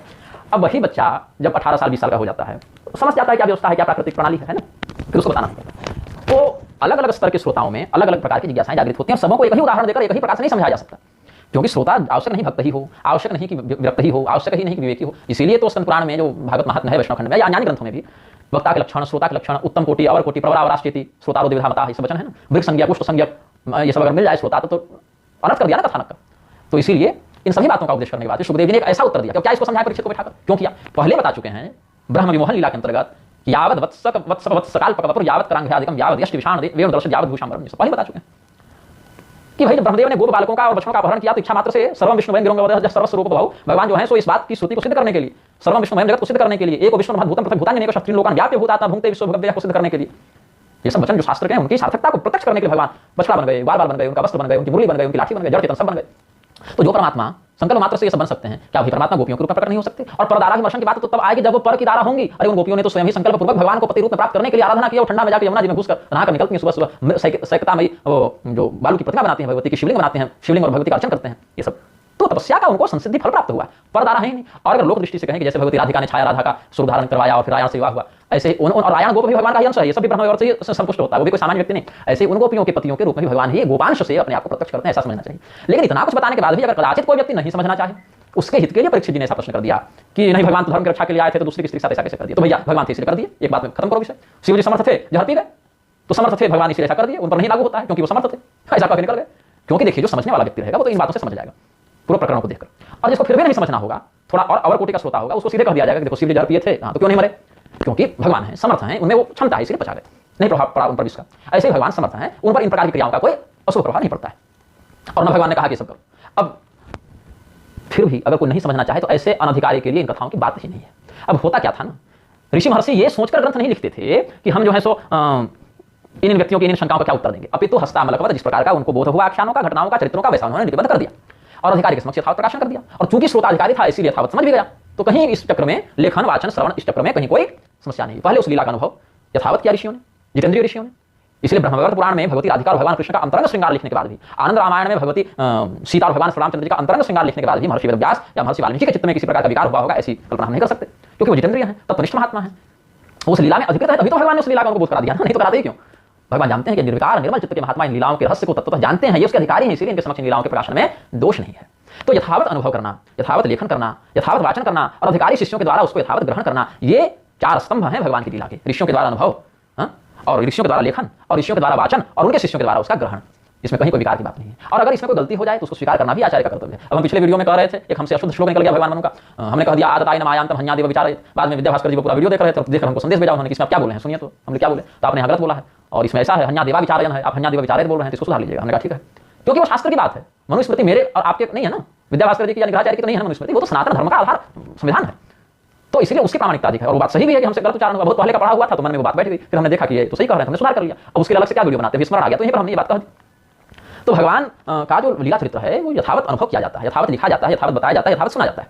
हाँ, अब इसमें जरूर है, पहले गुरुमुख से सब प्रकाशन होते थे तो शिष्य को जितना अंश में वो अधिकारी होता बता दिया जाता था, उसकी योग्यता जैसी बढ़ती थी वैसी लीलाओं का रहस्य उसको समझ में आता था। लेकिन प्रेस हो गए, पीडीएफ हो गए, जो है सो पढ़ रहा है, जो है सो बोल रहा है, अब जो पढ़ रहा है और जो बोल रहा है सभी उसको उस रूप में समझना है, ऐसा संभव थोड़ी है, इसीलिए ऐसा भ्रम हो जाता है। और अवदानम तिमाम मूढ़ा मानुषम तमाश्रितम, ये सब भगवान को मनुष्य रूप में आरोपित करके देखने का दुष्परिणाम हो जाता है कि उनके दिव्य उन लीलाओं को मनुष्य रूप में जब आयातित करके देखेंगे तो सॉफ्टवेयर 404 हो जाएगा, क्योंकि ये कुछ और कह रहा है, वो कुछ और कह रहा है, मनुष्य कर नहीं सकता और परमात्मा पर ये बंधन पहुंचता नहीं। ये सब बातें फिर एक चिंतन बना कि जब भगवान कामजित हैं, कामदेव पर विजय प्राप्त कर चुके हैं, तो भगवान फिर प्रद्युम्न को कैसे जन्म दे सकते हैं? क्योंकि प्रद्युम्न को जन्म देने के लिए संतानोत्पत्ति में भगवान को प्रवृत्त होना पड़ेगा, तो कामदेव के वशीभूत होंगे तब तो बच्चा उत्पन्न होगा, तब तो रमण होगा। यहाँ पर यह चिंतनीय है। 16 संस्कार आदि में गर्भाधान भी एक संस्कार है, और गर्भाधान संस्कार के अंतर्गत भेदारण्योपनिषद में वैदिक मर्यादा बताई गई है, और उसमें कामाप्लुत चित्त होने के बाद भी धर्म के अविरुद्ध काम होने से वह अधर्म नहीं कहलाता है, उसको मोहग्रस्त काम नहीं कहा जाता है। इसी प्रकार से भगवान श्री कृष्ण ने जब कामदेव के ही स्वरूप प्रद्युम्न को उत्पन्न किया तो काम मोहित होने के बाद भी अशास्त्रीय नहीं माना जाएगा या उनको कामदेव के वशीभूत नहीं माना जाएगा, वो योगजन्य काम है भगवान का। ऐसे तो अगर काम ही देखा जाए तो केवल स्त्री पुरुष का संभोग ही क्यों लेना? निष्कल निर्गुण निष्काम ब्रह्म में भी सो कामयत प्रजा सृजयति श्रुति का आधार लेकर उसको भी सकाम सिद्ध करके काम भी बताया जा सकता है, अगर कुछ सिद्ध करने बैठ जाए। लेकिन वहां देखना पड़ेगा कि सत्य प्रेरित इच्छा ज्ञान क्रियात्मक त्रिविध शक्ति के प्रारूप से, जिसमें यद्यपि वो स्वाभाविक ज्ञान क्रिया जो है पराशर शक्ति विविध श्रूयते, लेकिन उसमें स्वाभाविक होने के बाद भी सो कामयत शब्द को श्रुति से उठाकर आरोपण किया जा सकता है। लेकिन ऐसा नहीं, संदेह हो जाएगा ना कि भगवान महादेव ने जब कामदेव को भस्म कर दिया तो भगवती पार्वती के साथ सहस्रों वर्षों तक गमन क्यों करते रहे, अथवा कामदेव को भस्म कर दिया तो नारायण भगवान के मोहिनी रूप पर आसक्त क्यों हुई? ये लोक व्यवहार लोक संग्रहार्थ की गई लीला है, रूप वैशिष्ट को प्रदर्शित करने के लिए। इसमें भगवान महादेव का दौर्बल्य नहीं समझना चाहिए, उनके कामजित होने को संदिग्ध नहीं समझना चाहिए। अभी तो यह कहें तो भगवान नारायण महादेव भगवती ही काम रूप में संसार को व्याप्त कर रही हैं और वैराग्य रूप में वहां से मुक्त कर रहे हैं, ये बात है। और यहाँ पर भगवान के रमण का क्या ये है, रमणम वासुदेव से मंत्र सिद्धेस्तु कारणम, भगवान के रमण का कारण मंत्र संसिद्धि है। अब ये अगर कहें कि बताने की क्या आवश्यकता थी तो सबको कहाँ बताया? अभक्तांश कांच विज्ञाय न ददोष कथामृतम, सुखदेव जी ने देवताओं को यह कथामृत कहाँ दिया? क्योंकि अभक्त थे, ऐसा उन्होंने अनुसंधान किया। ये विनिमय करने व्यापारी बनकर आए हैं, शिष्य बनकर शरणागत बनकर थोड़े आए हैं, अपने उद्धार का मार्ग पूछने थोड़े आए हैं, ये तो यहाँ पर बिजनेस करने आए हैं, इसीलिए नहीं बताया। लेकिन परीक्षित को अधिकारी जानकर प्रकाशन कर दिया और परीक्षित को अधिकारी समझकर प्रकाशित कर दिया। इस पर भी मूर्छा सामासी की भगवत को लेकर अट्टहास करते हैं सच्चिदानंद द्विवेदी की, क्या राधा नाम राक्षसी का है जो सुनकर बेहोशी खा जाती थी। अब योगजन्य समाधि और भयाक्रांत मूर्छावस्था में इनको अगर भेद नहीं समझ में आ रहा है तो रासा प्रकरण की प्रामाणिकता पर हम क्या इनसे चर्चा करें? सामान्य श्लोक में भी अगर इनको वृंदावन में इतने वर्षों रहने के बाद भी इस प्रकार का भ्रम हो सकता है, जिस प्रकार का भ्रम हमको 5 वर्ष की अवस्था में नहीं हुआ। 5 वर्ष की अवस्था में हमने रासपंचाध्याय अपनी पिताजी से पढ़ी, हिंदी अनुवाद में जब इस प्रकार का भ्रम हुआ कि भगवान ऐसा क्यों कुछ मर्दन कर रहे हैं और तांबुल अधरामृत से कर रहे हैं, तो माताजी से पूछा, माताजी ने 5 वर्ष की अवस्था में हमको बता दिया और हम पूर्वाचार्य अनुग्रह से समझ गए। तो योगजन्य लीला व्यवहार कहाँ पर है? जन्म कर्म चमेत दिव्य कहां पर लागू होता है? योगजन्य ऐश्वर्य का कहां प्रदर्शन है और कहां आसक्तिजन्य प्रदर्शन है, इसमें भेद समझना पड़ेगा। कर्म प्रारब्ध वशानुग जीव के द्वारा अविद्याग्रस्त चेतन के द्वारा कहां पर क्रिया में प्रवृत्ति हो रही है और निष्कल निर्गुण ब्रह्म के द्वारा लीलावशात सकाम बुद्धि से कहां योग लीला की जा रही है, इसका स्पष्ट विवेचन जब तक नहीं किया जाएगा बंधु तब तक ये नहीं समझ में आएगा। इसीलिए यहां पर 8वें पटल में महादेव जी ने कहा है, 7वें श्लोक में राधा तंत्र में कि रमणम वासुदेवस्य मंत्र सिद्धेस्तु कारण। भगवान वासुदेव का जो रास लीला मंडल गत जो रमण है उसमें मंत्र सिद्धि कारण है। मननम विश्व विज्ञानम तारणम भववारिधे, संसार समुद्र से मुक्त करने और विश्व विज्ञान को मनन करने का जो प्रक्रिया विज्ञान है वह मंत्र कहलाता है। यहाँ मंत्र संसिद्धि ही कारण है। ये सब बातें हैं और इस बातों पर पूर्वाचार्य बहुत कुछ लिख चुके हैं, बोल चुके हैं। आगे क्या कहें? अब भगवती राधिका जो है वो स्वयं काली देवी की आराधना करती हैं। इसका मैं आपको करता हूं वर्णन कि कृत्वा तो स्तनपानम ही राधा मन्याम ससर्जसा। जब अच्छा भगवती राधिका विष्णु वल्लभा के रूप में, परमेश्वरी के रूप में यहाँ पर वर्णित हैं। या राधा मृग सावाक्षी पद्मिनी विष्णु वल्लभा, ये सब बातें हैं ना, और श्री राधा परमेशानी सब बता चुके हैं। और ये जो स्तनपान की आयु जब इनकी बीत गई तो उन्होंने यमुना जल में जाकर पद्म वन के अंतर्गत जो यमुना जल का भाव था, यमुना जी में जो कमल खिले थे उनके बीच में जाकर काली मंत्र का जप करने लगी। ये यहाँ पर देखिए, महाकालिया महामंत्र पद पे निर्जने बने और तब तक अपनी ही अंशभूता चंद्रावली कृत्रिमा राधा को यहाँ स्थापित करके घर में गए। यहाँ भी देखिए राधिका त्रिविधा प्रोक्ता, चंद्रा तो पद्मिनी तथा, 3 प्रकार की राधा वर्णन। अभी ये श्लोक मुझे अभी पहली बार ध्यान में आया। ऐसे राधा तंत्र हमने बहुत बार पढ़ा है, कल भी पढ़ रहे थे, लेकिन इस श्लोक के इस बिंदु पर ध्यान नहीं गया। भगवान ने हमारे मुख से उच्चरित वचन का प्रमाण यहाँ दे दिया। राधिका त्रिविधा प्रोक्ता, 3 प्रकार की राधा, चंद्रा तो पद्मिनी तथा न पश्यत परमेशानी चंद्र सूर्य सूर्य स्मृति, है ना। एक तेजोमयी पद्मिनी राधा है जो गोलोक में वास करती है, यहाँ उस रूप में वर्णन है। और वो श्री कृष्ण प्रिया राधा के रूप में ही पृथ्वी पर अवतरित होते हैं, जैसे उद्धव जी इत्यादि का संवाद हुआ है। और एक कृत्रिमा राधा है ना, जिनको चंद्रा राधा चंद्रावली राधा भी करते हैं, वही भगवती का ही स्वरूप है, लेकिन उन्हीं का विवाह अनैक शादी से वर्णन या रायण इत्यादि से वर्णन करते हैं। और वही फिर प्रणय कोप लीला में रासमंडल में प्रवेश करके भगवान के प्रणय कोप लीला की अभिवृद्धि कर देती है। ये सब रहस्य वर्णित है। चंद्रमा सूर्य इत्यादि भी त्रिविध राधाओं के तेज को नहीं देख सकते, फिर क्षुद्र मनुष्य क्या देखेगा? और प्रदीप जैसा बिल्कुल नहीं समझेगा। तो न पश्येत परमेशानी चंद्र सूर्य सूर्य स्मृति मानवानाम महेशानी वराकाणाम ही का कथा। तो ये सब बातें हैं 9वें पटल में। और काली मंत्र का जब भगवती राधिका ने किया है। अब ये बात भी समझना चाहिए कि वृंदावन भी स्वयं में अपने आप में एक शक्तिपीठ है। इसको केश पीठ कहते हैं। उमा शक्तिपीठ भी वृंदावन को कहा जाता है, इसको केश पीठ भी कहा जाता है। भगवान नारायण के कृष्ण रूप में जो चरण चिन्ह में सुंदर सुंदर ध्वज छत्र अंकुश पद्म ये सब है ना, त्रिकोण ये सब शंख ये सब चिन्ह बने थे, इसका वर्णन किया है 10वें पटल में। और वृंदावन को वैकुंठ तुल्य बताया। बहुत से लोग वैकुंठ की निंदा करके वृंदावन की श्रेष्ठता बताते हैं। यहाँ पर कहते हैं कि जो वैकुंठ है विष्णु भगवान का वही श्री कृष्ण रूप में वृंदावन कहलाता है, वही गोकुल कहलाता है। बताते हैं क्या? और सती देवी के केश पीठ पर यह वृंदावन शक्तिपीठ दुर्लभ तंत्र पीठ विद्यमान है। सर्वशक्तिमयम देवी सर्वतंत्रेषु गोपितम नित्यम वृंदावनम नाम सती केशो परिस्थितम पुनर्ब्रह्म सुरेश्वर्यम नित्यमानंदमव्ययम वैकुंठ सदृशाकारम स्वयं वृंदावनम भुवि यच्च विश्व वैकुंठमैश्वर्यम गोकुले तत्प्रतिष्ठितम। और द्वारका में भी वही बात है ना, वैकुंठ वैभवम देवी द्वारकायां प्रकाशितम। ये सब बातें हैं। अब यहाँ पर 32 वन है जिसमें 12 वन प्रधान है। 12 वनों के नाम क्या क्या है? भद्रवन, श्रीवन, लौहवन, भांडीरवन, महावन, तालवन, खदिरवन, बहुवन, कुमुदवन, काम्यवन, मधुवन, वृंदावन ये सब। और फिर अलग अलग वनों में भगवती राधिका के अलग अलग स्वरूप वर्णित हैं। भद्रवन में तापसी, श्रीवन में तापिनी, लौहवन में धूम्रा, भांडीरवन में भद्रा और महावन में ज्वालिनी और खदिरवन में रुचिमूर्ति, भोगवन में सुषुम्ना, कुमुदवन में भोगदा, विश्वामूर्ति, मधुवन में और धारिणी मूर्ति वृंदावन में, काम्यवन में मालिनी मूर्ति और महावन में क्षमा मूर्ति ये सभी वर्णन है। और आगे नंदनवन, आनंदवन ये सब भगवान कृष्ण के शयन करने का स्थल है। कौरवन अमृतास्वादन करवाता है। पलाशवन, अशोकवन, केतकीवन ये सब में गंध सुगंध की लीला होती है। ये सब अलग अलग 32 वन है, लेकिन 12 वन इसमें प्रधान बताए गए। कहां पर किस राक्षस का वध किया, कहां पर? अच्छा यहाँ देखिए वो ये जो 12 वन है ना, ये सब 12 पंखुड़ियों के रूप में कमल का पुष्प जैसे 12 पंखुड़ियों से युक्त होकर विकसित हो जाते हैं 12 भागों में।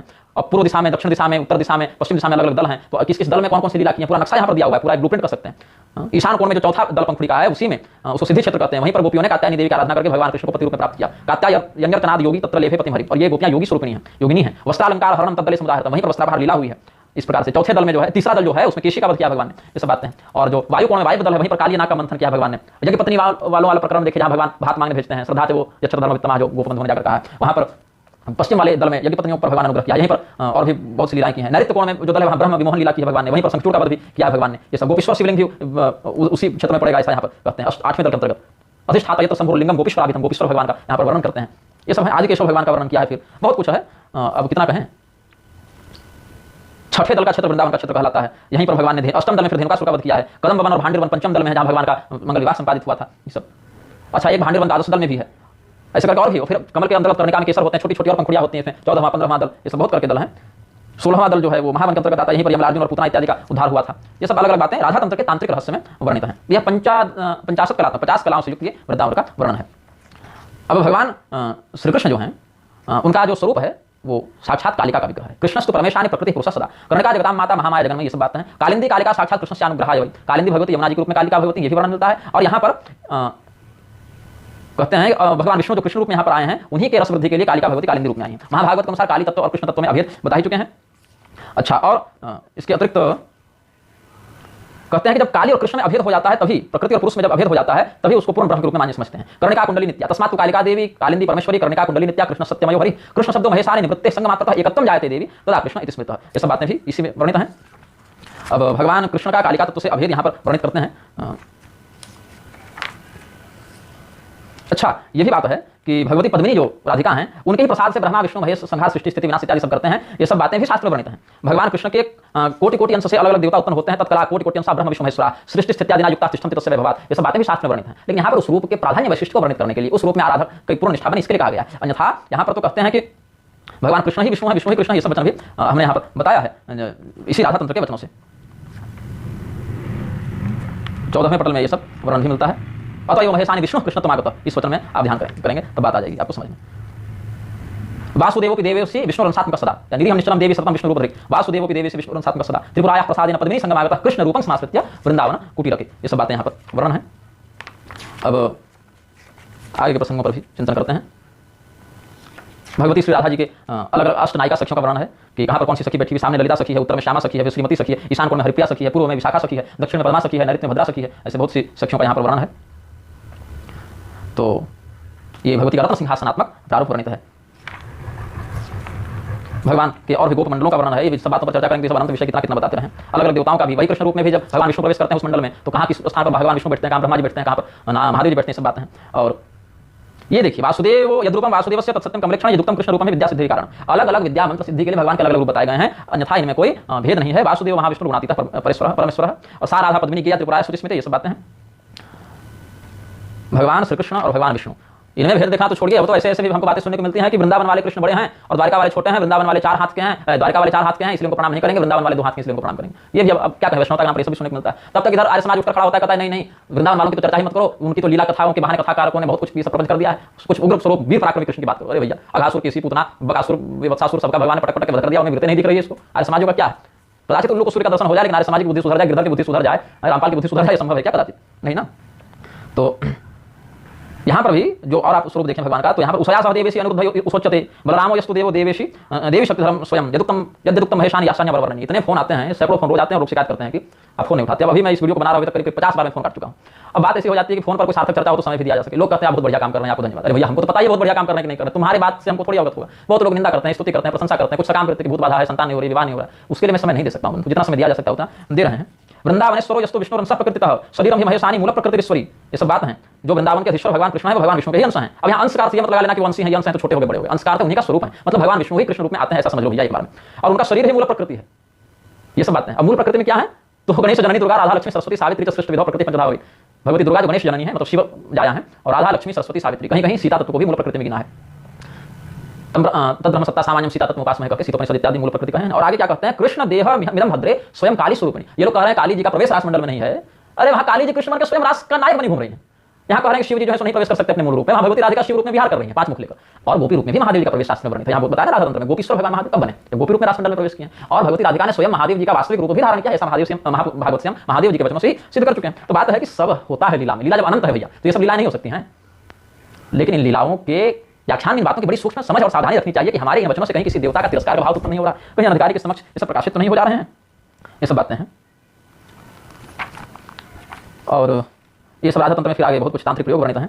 कात्यायनी देवी का कहाँ पर संस्तवन किया है, शिवलिंग में पूजन करती थी, कात्यायनी देवी की पूजा करती थी, पति रूप प्राप्त करने के लिए गोपियां भगवती राधिका के नेतृत्व में, ये सब बातें यहाँ पर वर्णित हैं। कात्यायन्या वाम भागे सिंहमाश्रित्य पद्मिनी तदध्यास्ते महादेवी यावत् कृष्ण समागमः संपूज्य विधिवल्लिंगम पार्थिवं परमेश्वरं पूजयेत् विविधैः पुष्पैरुपचारैः मनोहरैः, ये सब बातें हैं। और कात्यायन्या महामंत्रम सुनस्वर वंदिनी कात्यायनी महामाया महायोगिनी अधीश्वरी नंद गोपसुतम कृष्ण पति में कुरुते नमः, कहीं सुतम देवी पति में कुरुते नमः, ऐसे भी पाठ मिलता है। ये सब कात्यायनी विद्या का मंत्र है। तो कात्यायनी महाविद्या स्वयं महिषमर्दिनी, महिषासुर का मर्दन करने वाली कात्यायनी दुर्गा प्रकट होती है और भगवती राधा पूछती हैं कि क्या आपकी इच्छा है बताइए, क्यों हमारी आराधना कर रही हैं, क्यों यहाँ आई हैं। तब उन्होंने कहा कि हे भगवती कात्यायनी आप तो कृष्ण भगवान की माता हैं, आप तो भगवान शिव की प्रिया हैं, महामाया हैं, आपको हम बार बार प्रणाम करती हैं, आप बताइए कि मुझे कृष्ण का दर्शन कब मिलेगा। वासुदेव से 4 अंगी कदा में दर्शन भवेति, ये सब कहे ना, कृष्ण मात्र नमस्तुभ्यं भूयो भूयो नमामि। तब उन्होंने कहा कि चिंता मत करो, डरो मत, होगा भगवान से तुम्हारा मिलन होगा। हेमंत ऋतु जब आएगी तो उसमें जो पूर्णिमा आएगी तब तुमको मिलेगा। हेमंत ऋतु शीते पक्षे पौर्णमासम सूर्यस्मिते। अब यहाँ पर कहते हैं शरद ऋतु में, फिर कहते हैं हेमंत ऋतु में। तो इसका कारण क्या हो गया कि हेमंत ऋतु और शरद ऋतु पूरे भारत में ऋतु का कुछ चक्र परिवर्तित हो सकता है। और रासमंडल भी जो है एक दिन के लिए तो दिखने में हुआ, लेकिन ब्रह्मरात्र का वृत्ति कहा तो बहुत दीर्घ काल के लिए उसका अनुभव किया। तो शरद और हेमंत का वहां पर दोनों का अनुभव यहाँ पर कर लिया गया, ऐसा यहाँ पर अर्थ लगाना चाहिए। अब अन्य गोपियों का भी वर्णन है। अब भगवान कृष्ण का भी थोड़ा उल्लेख कर देते हैं, 20वां पटल पहुंचे गए हैं। भगवान कृष्ण के वंश का भी वर्णन कर देते हैं, मथुरा मंडल से नहीं, ये जो नंद यशोदा वाले परिवार है ना इनके, वहां पर वर्णन करते हैं। तो भगवान कृष्ण के पिताजी का नाम नंदराज है, केवल नंद नहीं है, नंदराज है। तो ये नंदराज जो हैं उनके पुत्र के रूप में भगवान कृष्ण लोग प्रसिद्ध हैं और भगवती यशोदा के पुत्र के रूप में प्रसिद्ध हैं, तो इसीलिए इनका परिचय आप जान गए। अब इनके नाना का नाम होत्साह है, इनकी नानी का नाम सुमुखी है, नंदराज पिता हैं, यशोदा जी माता हैं, उपनंद और अतिनंद भगवान कृष्ण के ताऊ हैं, नंद और सनंद चाचा हैं। पिताजी नंदराज उपनंद और अतिनंद ताऊ और नंद सुनंद चाचा हो गए। नंदिनी इनकी बुआ का नाम है, फूफा जी का नाम नीला है, मौसा जी का नाम भी नंद ही है। दोनों साड़ू भाई का नाम एक ही था, मतलब कह सकते हैं। तो मौसा जी का नाम नंद है और यशस्विनी इनकी मौसी का नाम, यशोदा और यशस्विनी इधर हो गए, और इधर नंदराज और नंद जी हो गए। तो चाचा का भी नाम नंद है, पिताजी का नाम भी नंद ही प्रसिद्ध है, लेकिन नंदराज कहते हैं। और साड़ू भाई इधर हो गए नंद जी के, वो नंद बाबा के साड़ू भाई क्या हुए, इनके मौसा जी कृष्ण भगवान के, वो भी नंद ही कहलाए। तो इसके लिए थोड़ा सा भ्रम हो सकता है लोगों को। फिर आगे कहते हैं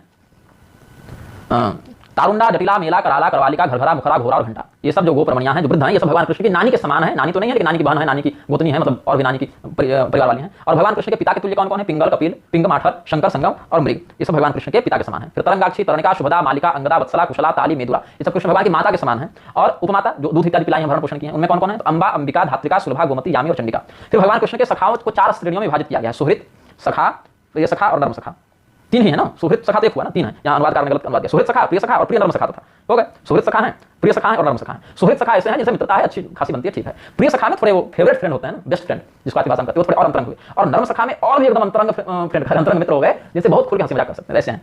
तो समुद्र, कुंडल, दंडी, मंडलोमी, मंडली, ये सब ताऊ के लड़के हैं और मित्र भी हैं। और मंडली, भद्र, भद्रवर्धन, गोभट, कुलीर, महाभीम, दिव्य शक्ति, सूर्यप्रभ, ये सब भगवान कृष्ण के सुहृत सखा हैं। विशाल, वृषभ, जंबी, देवप्रस्थ, वरुथप, ये सब जो गोप हैं, ये कृष्ण भगवान से बड़ी उम्र के हैं और बड़े भाई के समान। बलराम जी से इनकी अधिक मित्रता है और कृष्ण भगवान के बड़े भाई के समान है। मंदार, चंदन, कुंद, कलिंद, कुली, ये सब छोटे भाई के समान है। और प्रलम्ब जो है वो समवयस्क सखा है। फिर दाम, सुदामा, वसुदाम, श्रीदाम, ये 4 प्रिय सखा में आ गए। ये सब अभी तक सुहृत सखा थे। फिर दाम, सुदामा, वसुदाम, श्रीदाम, ये प्रिय सखा हुए। और इन मित्र मंडलों में भद्रसेन नामक मित्र इनके नायक हैं। ये सब जो है धीरे धीरे भगवान से और भी विशिष्ट क्रीड़ा इत्यादि में प्रवृत्त होते हैं। फिर भगवान के नर्म सखा में अर्जुन, सुबल, गंधर्व और वसंत, उज्ज्वल, कोकिल, ये सब जो 5 सखा हुए ना, सुबल, अर्जुन, गंधर्व, वसंत, उज्ज्वल और कोकिल। इसके अलावा और हैं सनंदन, विदग्ध, ये सब सखा जो है भगवान के प्रिय नर्म सखा हैं। नर्म कहते हैं हंसी मजाक, व्यंग, ठिठोली, छिड़खानी, ये सब वाले सखा हैं। तो ये सब बहुत अंतरंग सखा हैं। इसके अलावा मधुमंगल, ये सब हम उम्र के विदूषक सखा हैं, मतलब भगवान के साथ, मतलब भगवान को चुटकुला सुनाते हैं, वो थोड़ा हास बहिहास करते हैं भगवान से। और इसके अलावा भगवान के बहुत से ऐसे सखा हैं, जैसे रक्तक, पत्रक, पात्री, मधुकंठ, मधुव्रत, ये सब भगवान का सामान इत्यादि होते हैं। भगवान की मुरली ढोना, भगवान की लाठी, भगवान गाय बछड़ा बांधेंगे तो रस्सी लगेगी, पाश लगेगा, और भगवान की श्रृंगी है, ये सब होने का कार्य करते हैं। भगवान के क्रीड़ा का प्रबंध करने के लिए, रसपूर्ण आलाप करने के लिए पृथुक और पार्श्व नामक सखा हैं। फिर पल्लव, मंगल, कोमल, कपिल, सुविलाक्ष और विशालाक्ष, ये सब विविध रसों के संपादक सखा हैं। जम्बू नदी, ये सब सखा तांबूल की सेवा करते हैं, सब तांबूल, पान, बीड़ा सब लगाना भगवान को देना, ये सब है। पयोर, ये सब जो भृत्य हैं, सेवक सखा हैं, ये सब जल इत्यादि की सेवा करते हैं। भगवान के वस्त्र का श्रृंगार करने के लिए सारंग, कुवलय, ये सब सखा हैं। भगवान का और भी सुंदर साज श्रृंगार करने के लिए ये सब वस्त्र का करते हैं। और श्रृंगार करने के लिए प्रेमकंद, महागंध, सौरेंद्री, मधुकंदल और मकरंद, ये सब सखा हैं। फिर भगवान को अंगराग लगाने के लिए चंदन, मंगल, ये सब करने के लिए सुमन, कुसुमोल्लास, पुष्पहास, ये सब भृत्य हैं। हर, ये सब है ना।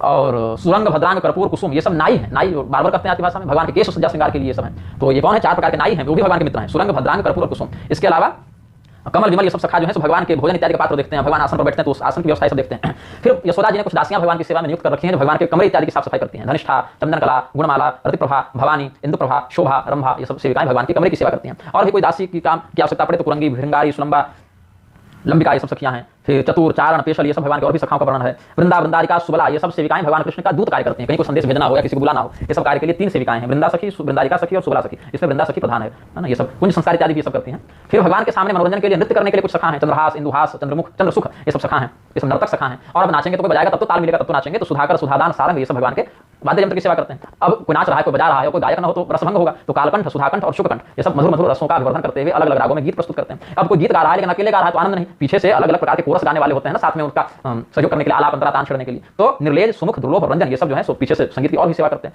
अब फिर बीच में ताली इत्यादि बजाने के लिए, ताल देने के लिए सेवा करने के लिए लोग होते हैं, तो और भी सखा मंडल है। फिर भगवान विश्राम करेंगे तो उनका पलंग सजाना पड़ेगा, उनकी खटिया बिछानी पड़ेगी, उनकी बहुत सी और कार्य करने पड़ेंगे। खटवा सेवा करते हैं इसको। तो पुष्य, पुंज, भाग्यराशि, डिंडिम, बर्धकी, वर्धमान, ये सब सखा खटवा की सेवा करते हैं, तल्प सेवा करते हैं इसको। फिर भगवान को मन किया कि आज अपनी बढ़िया चित्रकारी करवाते हैं, आज पेंटिंग, जैसे आज के कहते हैं ना कि भैया फोटो निकालना, तो भगवान भी अपने मित्रों से कहते हैं जरा मेरा चित्र बनाओ तो बढ़िया, कैसे श्रृंगार में हम दिखते हैं, जरा हमें दिखाओ। तो सुचित्र और विचित्र नाम के 2 सखा हैं, सुचित्रश्च, विचित्रश्च, चित्रकर्म कराओ भाऊ। उसके बाद कुंड, कंडोल और कटुन नामक सभी कामों को संपादित करने वाले सखा हैं, ऐसे जनरल एसोसिएट कहते हैं भगवान को। अब इसके बाद और भी दासियां हैं, भगवान की बड़ी प्रिय दासियां हैं, भगवान की बड़ी मधुर सेवा करती हैं। बहुत दासी हैं, जैसे धूमला, पिंगला, गंगा, पिशंगी, मानकस्तनी, हंसी, वंशी, त्रिरेखा, वैचिकी, पद्मगंधा, पिशंगाक्षी, बलि, बंध्या, रतिप्रिया, ये सब दासियां हैं। सुरंगास, कुरंगास, रधिकोण, कपि, ये सब और भी हैं। तो बहुत कुछ का वर्णन यहाँ पर वर्णन किया गया है। अब वाह, भगवान श्री कृष्ण अपने गले में राधा जी के नाम से अंकित एक लॉकेट पहनते हैं, निष्ठ परिमाण का स्वर्ण का वो पहनते हैं, राधा नाम अंकित, उसमें कहते हैं बद्ध राधा प्रतिकृति निष्को हृदय मोदन। और उसी के फिर बगल में कौस्तुभ मणि है, कौस्तुभाक्ष मणि है ना, प्रविष्टे हृदय शोभन है। और फिर भगवान की और भी गांगी, ब्रह्माणी, भिंगारी का सब पोष्य वर्ग की सेविकाएं पोषण इत्यादि का कार्य करती हैं। पूर्णावत्स, तरी, तुंगी, खटी, करकटी, कुरंगी, रंगिनी, चकोरी, चंद्रिका, ये सब सुंदर सुंदर भगवान की स्तुतियों का प्रयोग करके चरित्र का गान करती हैं। और ललिता सखी क्या करती हैं? चित्रपट पर दोनों की प्रतिमूर्ति बनाकर राधा कृष्ण भगवान का यशोगान का जो मंगल लीलात्मक विग्रह है उसको बनाती हैं, चित्र करती हैं, राधा जी को कुंज के लिए तैयार करती हैं। सब अलग अलग बातें हैं। मोह तत्व की अज्ञानता, रूक्षता, किसी के वशीभूत हो जाना, कामी होना, चंचल होना, मदी होना, मदयुक्त होना, मात्सर्य ईर्ष्या से युक्त होना, हिंसात्मक होना, खेद व्यक्त करना, परिश्रम करना, मतलब किसी काम करके बहुत मेहनत करना पड़ रहा है जिसको, मतलब सामर्थ्य नहीं लगा हुआ है, झूठ बोलना, क्रोध करना, किसी चीज को पाने की आकांक्षा करना, आशंका करना, मन में घबराहट हो जाना, विषमता, मतलब इधर कुछ और व्यवहार उधर कुछ और व्यवहार, और परापेक्षा, दूसरे से कोई बात के लिए आश्रित होना, उम्मीद होना, ये 18 प्रकार के पौरुषीय दोष होते हैं जो सभी पुरुषों में किसी न किसी मात्रा में होते हैं। लेकिन भगवान में ये दोष नहीं है। अष्टादश महादोष रहिता भगवत तनु, भगवान का जो शरीर है, भगवान का जो विग्रह है ना, वो मनुष्यों के समान इन पौरुषीय दोषों से युक्त नहीं होता। ऐसे ये दोष देवताओं को भी कुछ मात्रा में व्याप्त करते हैं, लेकिन ब्रह्म स्वरूप में जो स्थित है उनको व्याप्त नहीं करते। भगवान श्री कृष्ण चूंकि परब्रह्म है, इसीलिए ये 18 पौरुषीय दोषों में नहीं है। और यही भगवती राधिका के साथ भी, उनमें भी नहीं। सर्वैश्वर्यमयी सत्ता विज्ञानानंद रूपिणी, वो भी विज्ञानानंद स्वरूपिणी है, सर्वैश्वर्यमयी है। भगवान श्री कृष्ण की शरीर के रूप में मूल प्रकृति रूपिणी कहा, तो इसीलिए 18 दोषों से युक्त श्री राधा कृष्ण का विग्रह है। इसलिए कहा इसमें न सत्यम प्राकृतो मूर्तिर्मान समेरास्ति संभव, जैसे हमारा शरीर मांस हड्डी मज्जा इत्यादि से बना है, भगवान का शरीर मांस हड्डी मज्जा से बना दिख सकता है, जैसे अब भीष्म पितामह में बाण मारे तो खून निकला भगवान के शरीर से, यह अलग बात है, लेकिन वो बना नहीं, वो दिखने में ऐसा भ्रम होता है। योगाच्च महेशानी सर्वात्मा नित्य विग्रह, वो तो योग बल से नित्य विग्रहवान है। यो व्यक्ति भौतिकम देहम वासुदेवस्य पार्वती तम दृष्टा पृथ्वास पृष्ठा ब्रह्मत्याम वापया, भगवान के भगवती के स्वरूप को जो इस प्रकार से दोषयुक्त मानवीय प्रारूप में लाकर देखता है, समझता है, ऐसे व्यक्ति को अगर हम देखें उसका स्पर्श करें तो ब्रह्मत्या का पाप लग जाता है, जो भगवान कृष्ण यहाँ पर बता रहे हैं। तो इसीलिए भगवान की लीलाओं को भगवत तत्व को समझने के लिए उस स्तर पर समझना चाहिए, यहाँ पर ऐसे नीचे आकर नहीं समझना चाहिए कि भगवान नहीं मानोगे, मनुष्य मानोगे तो 10 तरह के भ्रम होंगे, है ना, ये सब बातें हैं। इसीलिए भगवती राधिका के साथ ही कृष्ण का पूजन होता है, क्योंकि वृंदावन रहस्यम यत् महामाया स्वयं प्रिय शक्ति बिना महेशानी परम ब्रह्म शवाकृति, शक्ति के बिना परब्रह्म भी स्वभावतः निष्क्रिय हो जाता है। इसीलिए वृंदावन का रहस्य हमने बता दिया। और भगवान विष्णु ही सगुण होकर कृष्ण रूप में आते हैं, और उनका शरीर काली स्वरूप ही है, शरीरम कालिका साक्षात वासुदेव से नान्य था, इसमें और कोई बात नहीं है। तो ये सब समझ में आना चाहिए। और यहाँ पर कामाख्या देवी का संविधान करते हुए किस प्रकार से रास क्रीड़ा में कौलाचार साधना की है भगवान ने, ये सब वर्णन है। किस किस अष्टनायिका कोण में किसका पूजन किया है, कालिका पूजन किया है, 7-7 पीठों में पद्मिनी देवी राधा को अपने बाएं भाग बैठा 7-7 लाख जप किया है भगवान ने।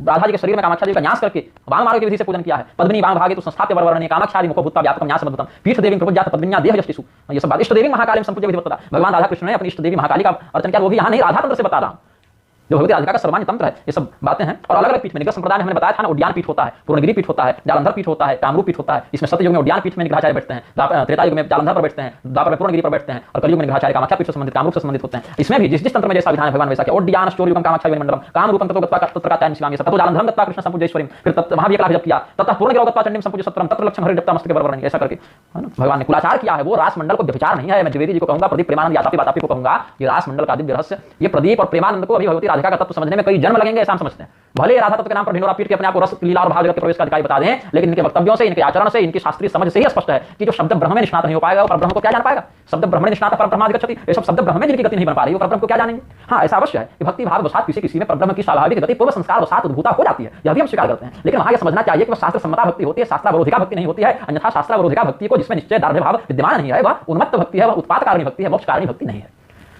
हाँ, शब्दावली ज्यादा कठिन हो गई लगता है, बोलते बोलते बोल गए, चलिए ठीक है। अब यहाँ पर राधा तंत्र के ही अंतर्गत बहुत कुछ और ये सब कहा कि और भी बहुत कुछ सखियों का वर्णन है। चंद्रा चंद्रकला चंद्ररेखा चंद्रांकिता रोहिणी धनिष्ठा विशाला विशाखा माधवी मालती गोपाली रत्नरेखा पाराख्या सुभद्रा भद्ररेखा सुमुखा सुरभि कलहंसी कलापी, ये सब हैं, बहुत कुछ है। लेकिन ज़्यादा बोलना उचित नहीं है, क्योंकि ज़्यादा बोलने से अनधिकारी के समक्ष भी रहस्य संप्रदाय रहस्य प्रकाशन का दोष लग जाता है। इसलिए कहा गया अति गुप्तम महत्पुण्यम अप्रकाश्यम कदाचन। पार्वती, ये जो पद्मिनी राधिका का तत्व है, ये बहुत गुप्त है, बहुत पवित्र है और अनधिकारी के समक्ष अप्रकाश्य है। राधिका पद्मिनी आशा कृष्ण देव सेवा भवा वासुदेवांश संभूतः कृष्ण पद्मदलिक्षणः। भगवती राधिका जो है वो भगवान कृष्ण की ही प्रेमिका है, अति वरिष्ठ प्रियतमा है, वही पद्मिनी है, और भगवान वासुदेव के ही कृष्ण भगवान स्वरूप है। वासुदेव भगवान विष्णु को भी कहते हैं, सब बातें हैं। और भगवान कृष्ण के ऊपर जितना प्रकार का आरोप, या भगवान के अंतरंग संगिनी भगवती राधिका के प्रति जितना प्रकार का आरोप आर्य समाज लगाते हैं, प्रदीप लगाते हैं, या भगवती राधिका के, देखिए ना यहाँ पर क्या कहते हैं, प्रणम्य शिरसा कालीम सुंदरीम ब्रह्ममात्रिका, ये तस्मिन् समय राधा पद्मिनी पद्मगंधिनी प्रणम्य शिरसा कालीम सुंदरीम ब्रह्ममात्रिका, ये सब बातें हैं। पद्मिनी राधिका ने अपनी इष्ट देवी के रूप में भगवती कालिका का यहाँ पर बड़ा ये आराधन किया है, ये सब बातें हैं। तो ये सब जो भगवान कृष्ण के प्रति आक्षेप करते हैं, राधिका के प्रति आक्षेप करते हैं, या इनको महान दिखाने के प्रति इस्कॉन वाले प्रेमानंद वाले ये सब जो इधर उधर और अन्य देवताओं का तिरस्कार करते हैं, वो बहुत अधिक घृणित है, दंडनीय है, निंदनीय है। और इनके वक्तव्य स्पष्ट है कि कृष्ण तत्व के समझ में, शिव तत्व के समझ में, राधा तत्व के समझ में, राम तत्व के समझ में इनकी क्या गति है। ये सब बकरपना करने के लिए केवल साधु का वेश बना के मीडिया के माध्यम से प्रकट होकर कलयुग के पाखंड को बढ़ाने के लिए हो गए हैं। लेकिन ये सब तत्वबोध की दृष्टि से बहुत अवर कोटि में है, इष्ट कृपा की दृष्टि से बहुत अवर कोटि में है। वाहे गुरु का स्वयं को न्याय बताने में, अन्य मजहबों में भी हमारा इष्ट विद्यमान ये बताने में कोई संकोच इनको नहीं होता। लेकिन इनको जैसे ही यह कहना होता है कि भगवती कालिका दुर्गा भी भगवती राधिका ही, तब इनको सातों चक्र इनके विस्फोट से फट जाते हैं। यहाँ पर देखिए ना, राधिका कवच जो है वहीं पर यहाँ पर वर्णन है कि रुक्मिणी, सत्यभामा, शैव्या, जाम्बवती, लक्ष्मी, मित्रविंदा, भद्रा, नागजीति, ये सब हमारी रक्षा करें, ये सब भगवती राधिका के कवच में वर्णन करते हैं। ये सब बातें हैं। राधिका सहस्रनाम में, काली सहस्रनाम में राधा जी का नाम आता है, और इधर राधा सहस्रनाम में भगवती का कालिकात्मक विग्रह प्राप्त होता है। तो ये सब जो इनको नहीं समझना है, जिनको नहीं मानना है, जिनको वैश्वाना में था संभू प्रकृतिना में था शशि। बताओ क्या कहता है यहाँ पर ग्रंथ में, राधा तंत्र में, जो भगवती राधा का सहस्र नाम है, क्या कहते हैं?